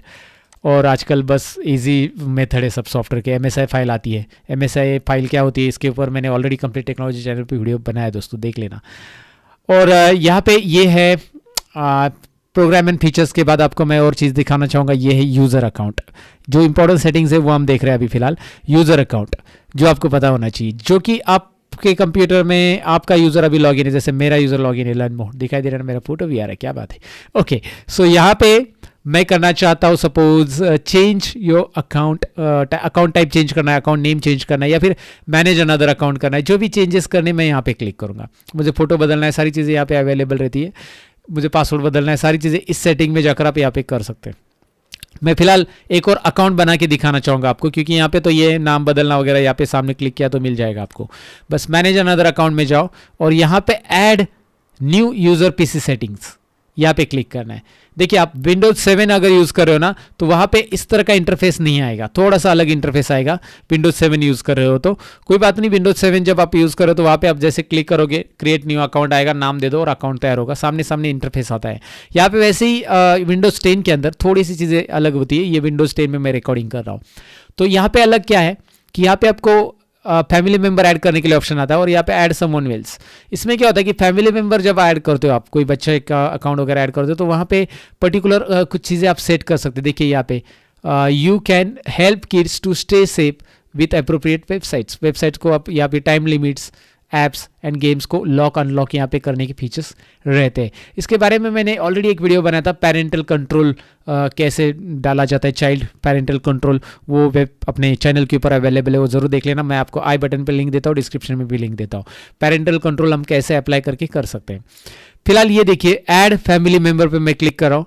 Add family member पे क्लिक करने के बाद यहाँ पे आपके सामने जस्ट अ मोमेंट, और यहाँ पे आपको क्या करना है, उनका email ID create one for child account यहाँ पे दिया भी है कि आपका माइक्रोसॉफ्ट अकाउंट है तो यहाँ पे डालो उनका। माइक्रोसॉफ्ट अकाउंट नहीं है तो क्रिएट वन फॉर चाइल्ड यहाँ पे क्लिक करो और माइक्रोसॉफ्ट अकाउंट तैयार कर लो। और माइक्रोसॉफ्ट अकाउंट तैयार करके डायरेक्टली फिर वहाँ पे अकाउंट तैयार होगा उनका, नया एक अकाउंट। तो आप ऐसे अकाउंट भी तैयार कर सकते हैं। बेसिकली आपको ये डेफिनेटली समझा। और अकाउंट तैयार होने के बाद वहाँ पे फैमिली सेफ्टी के लिए आपको मतलब पेरेंटल कंट्रोल ऑप्शन आता है। तो ये तो विंडोज 10 के अंदर अकाउंट कैसे तैयार करना मैंने आपको बताया, लेकिन विंडोज 7 के अंदर आप चाहते हैं कि यूजर अकाउंट कैसे बनाना और पेरेंटल कंट्रोल कैसे लगाया जाता है, प्रैक्टिकली देखना चाहते हैं, तो मैंने उसके ऊपर ऑलरेडी वीडियो बनाया था जो मैं आपको यहाँ पे भी दिखा रहा हूँ। दोस्तों अगर आपके कंप्यूटर्स में मल्टीपल यूजर है, जैसे कि यहाँ पे कंट्रोल पैनल से आप यूजर अकाउंट तैयार करते हैं, मैं आपको दिखा देता हूँ मल्टीपल यूजर क्रिएट कैसे करते हैं। कंट्रोल पैनल में जाते हैं हम, यहाँ पे शायद आप हार्डवेयर से वाकिफ हो या कंट्रोल पैनल से वाकिफ हो तो आपको आता होगा कि भाई कंट्रोल पैनल से हम लोग किस तरह से यूजर अकाउंट से यूजर बनाते हैं। तो यहाँ पे मल्टीपल यूजर है, यहाँ पे यूजर अकाउंट में जाइए, यूजर अकाउंट में manage another account, manage another account में हम लोग नए यूजर तैयार कर सकते हैं। यहाँ पे आ रहा है क्रिएट न्यू अकाउंट। अब मेरे पास पहले से एक यूजर है, यहाँ पे दिख रहा है आपको प्रिया नाम करके, ये मेरे कंप्यूटर का यूजर एडमिनिस्ट्रेटर, और यहाँ पे मैं कर रहा हूँ create new account. Create new account पे यहाँ पे मैं क्लिक कर रहा हूँ और एक नया यूजर यहाँ पे बना रहा हूँ। अब ये नया यूजर यहाँ पे दिखाई दे रहा है स्टैंडर्ड यूजर करके, मैं इसे बना रहा हूँ और यहाँ पे मैं नाम दूंगा इसको, सपोज मैं नाम दे रहा हूँ यहाँ पे एबीसी अकाउंट। यहाँ पे मैं क्रिएट कर रहा हूँ और यहाँ पे क्रिएट अकाउंट पे मैं यहाँ पे क्लिक कर दूंगा तो आपको दिखाई दे रहा है ये अकाउंट यहाँ पे क्रिएट हो चुका है, यहाँ पे दिखाई दे रहा है क्लियरली। यहाँ पे आपको ये अकाउंट बन के मिल गया है। अब मैं इसे पेरेंटल कंट्रोल सेटअप करना सिखाने वाला हूं दोस्तों। अब ये पेरेंटल कंट्रोल क्या होता है इसके बारे में पहले मैं बता देता हूं। अगर आप पेरेंट्स हो, आप एडमिनिस्ट्रेटर के राइट से आपके पास ये एडमिनिस्ट्रेटर अकाउंट आपका है और आपने ये जो अकाउंट बनाया है, आपके घर में जो भी चाइल्ड है या आपका कोई छोटा भाई है उसके लिए आपने ये अकाउंट बनाया सेकेंडरी, तो उसको आपको कुछ चीजें रेस्ट्रिक्ट करनी है, जैसे कि वो हमेशा कंप्यूटर लॉगिन करके बैठा रहता है, गेम खेलते रहता है, तो गेम्स रेस्ट्रिक्ट करना है, कोई एप्लीकेशन रेस्ट्रिक्ट करना है या फिर टाइम रेस्ट्रिक्शन भी देना है। तो ये आप कैसे कर पाएंगे ये पेरेंटल कंट्रोल की मदद से, ये आज हम सीखने वाले हैं। तो चलिए सीखते हैं पेरेंटल कंट्रोल। तो यहाँ पे पेरेंटल कंट्रोल ऑप्शन आ ही जाता है जैसे आप अकाउंट तैयार करते हैं और उसको सिलेक्ट कर लेते हैं। अकाउंट कैसे तैयार करना मैंने बता दिया है, आप सब जानते भी होंगे शायद। तो सेटअप ऑफ पेरेंटल कंट्रोल पे यहाँ पे मैं क्लिक करूंगा और जैसे मैं इस पे क्लिक करूंगा आपको यहाँ पे पेरेंटल कंट्रोल के लिए ये अकाउंट आ जाएंगे। इसमें मैं सिलेक्ट करूंगा एबीसी अकाउंट जिसपे मैं पेरेंटल कंट्रोल सेट करना चाहता हूँ। जाहिर सी बात है ये मेरा एडमिनिस्ट्रेटर अकाउंट है तो इसको मैं पेरेंटल कंट्रोल नहीं सेट करना चाहता हूँ, एबीसी को सेट करना चाहता हूँ। तो एबीसी को पेरेंटल कंट्रोल यहाँ पे मैं सेट करूंगा। तो एबीसी पे आपको क्लिक करना होगा पेरेंटल कंट्रोल यहाँ पे सेट करने के लिए। यहाँ पे आपको दिखाई दे रहा है setup how ABC will use the computer. आप सेटअप कर सकते हैं कि एबीसी किस तरह से कंप्यूटर यूज करना है, एबीसी को क्या सेटअप देना है आपको। तो यहाँ पे सबसे पहले आपको क्लिक करना होगा, यहाँ पे आपको दिख रहा है ऑन इन्फोर्स करंट सेटिंग्स, तो मैं इस पे क्लिक कर रहा हूं और जैसे मैं क्लिक कर रहा हूं यहाँ पे आपको विंडोज की 3 सेटिंग्स आ रही है, time limits, games, allow and block specific programs. तो मैं यहाँ पे आपको सबसे पहले दिखा देता हूं कि टाइम लिमिट्स कैसे करना है। तो चलिए टाइम लिमिट्स पे मैं यहाँ पे क्लिक कर देता हूं।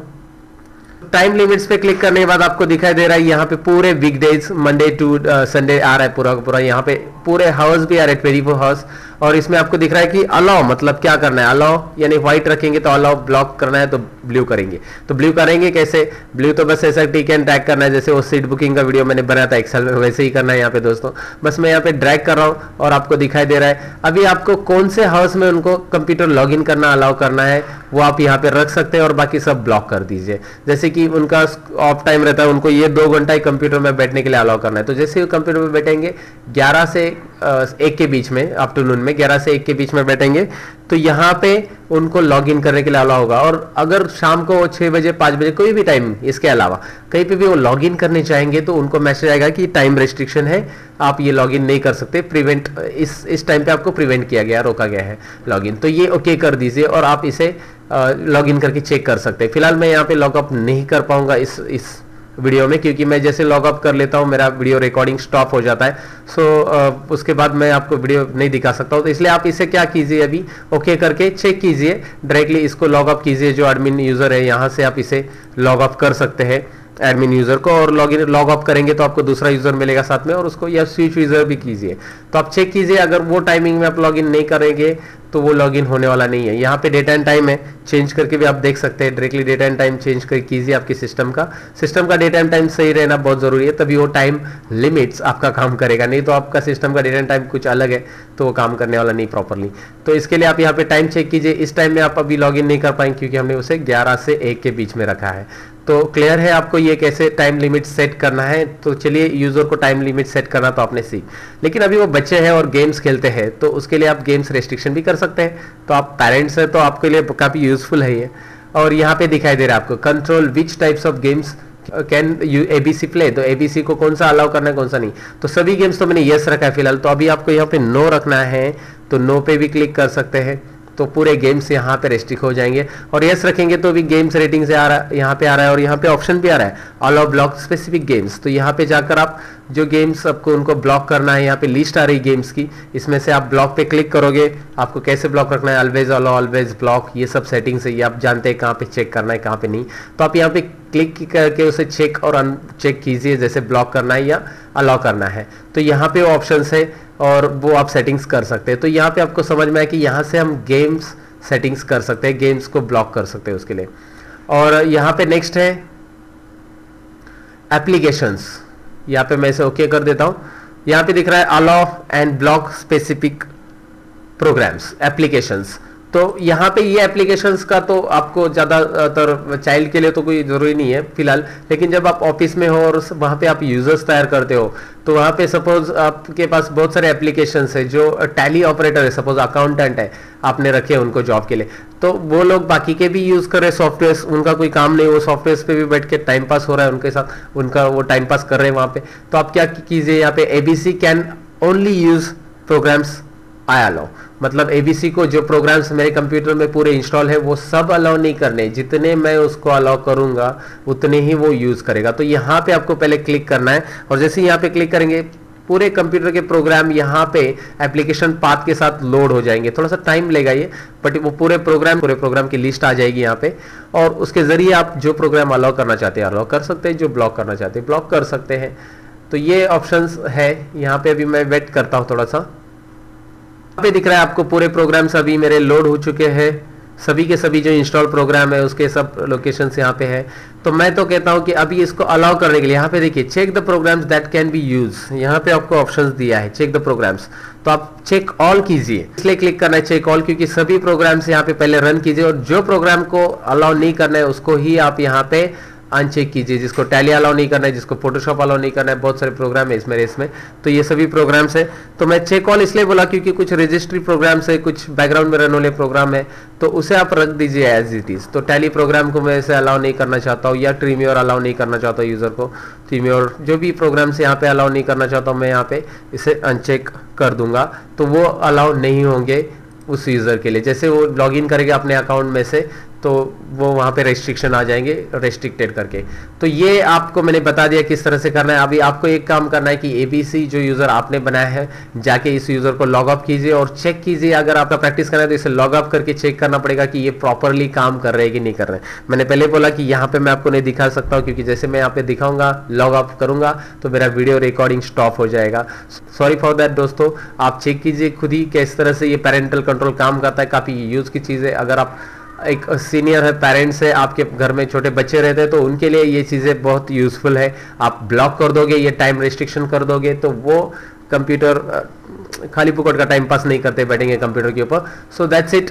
तो ये था बड़ा हार्डवेयर का वीडियो। मैंने सोचा कि एक ही वीडियो के अंदर मैं आपको सारी चीज़ें बताऊं। हालांकि मैंने इसके अलग अलग पार्ट्स पहले बनाए थे, लेकिन बहुत सारे लोगों का ये कहना था कि कोई पार्ट मिल रहा है, कोई पार्ट नहीं मिल रहा है, तो मैंने एक ही वीडियो में कंप्लीट हार्डवेयर आपके लिए लेके आया। यहाँ पे बहुत सारी चीज़ें मैंने बताई। डेफिनेटली आपको पसंद आया होगा। लाइक, शेयर और कमेंट ज़रूर कीजिए। साथ ही में हमारे जितने भी चैनल है उनके लिंक हमने डिस्क्रिप्शन में दी है। तो और भी कंप्यूटर में एक्सपर्ट बनना है तो हमारे चैनल को सब्सक्राइब करके रखिएगा। मिलूंगा मैं कुछ और इंटरेस्टिंग वीडियो के अंदर। तब तक के लिए हमेशा की तरह यही कहूँगा, सीखते रहो, सिखाते रहो और अपना ख्याल रखो। Bye bye.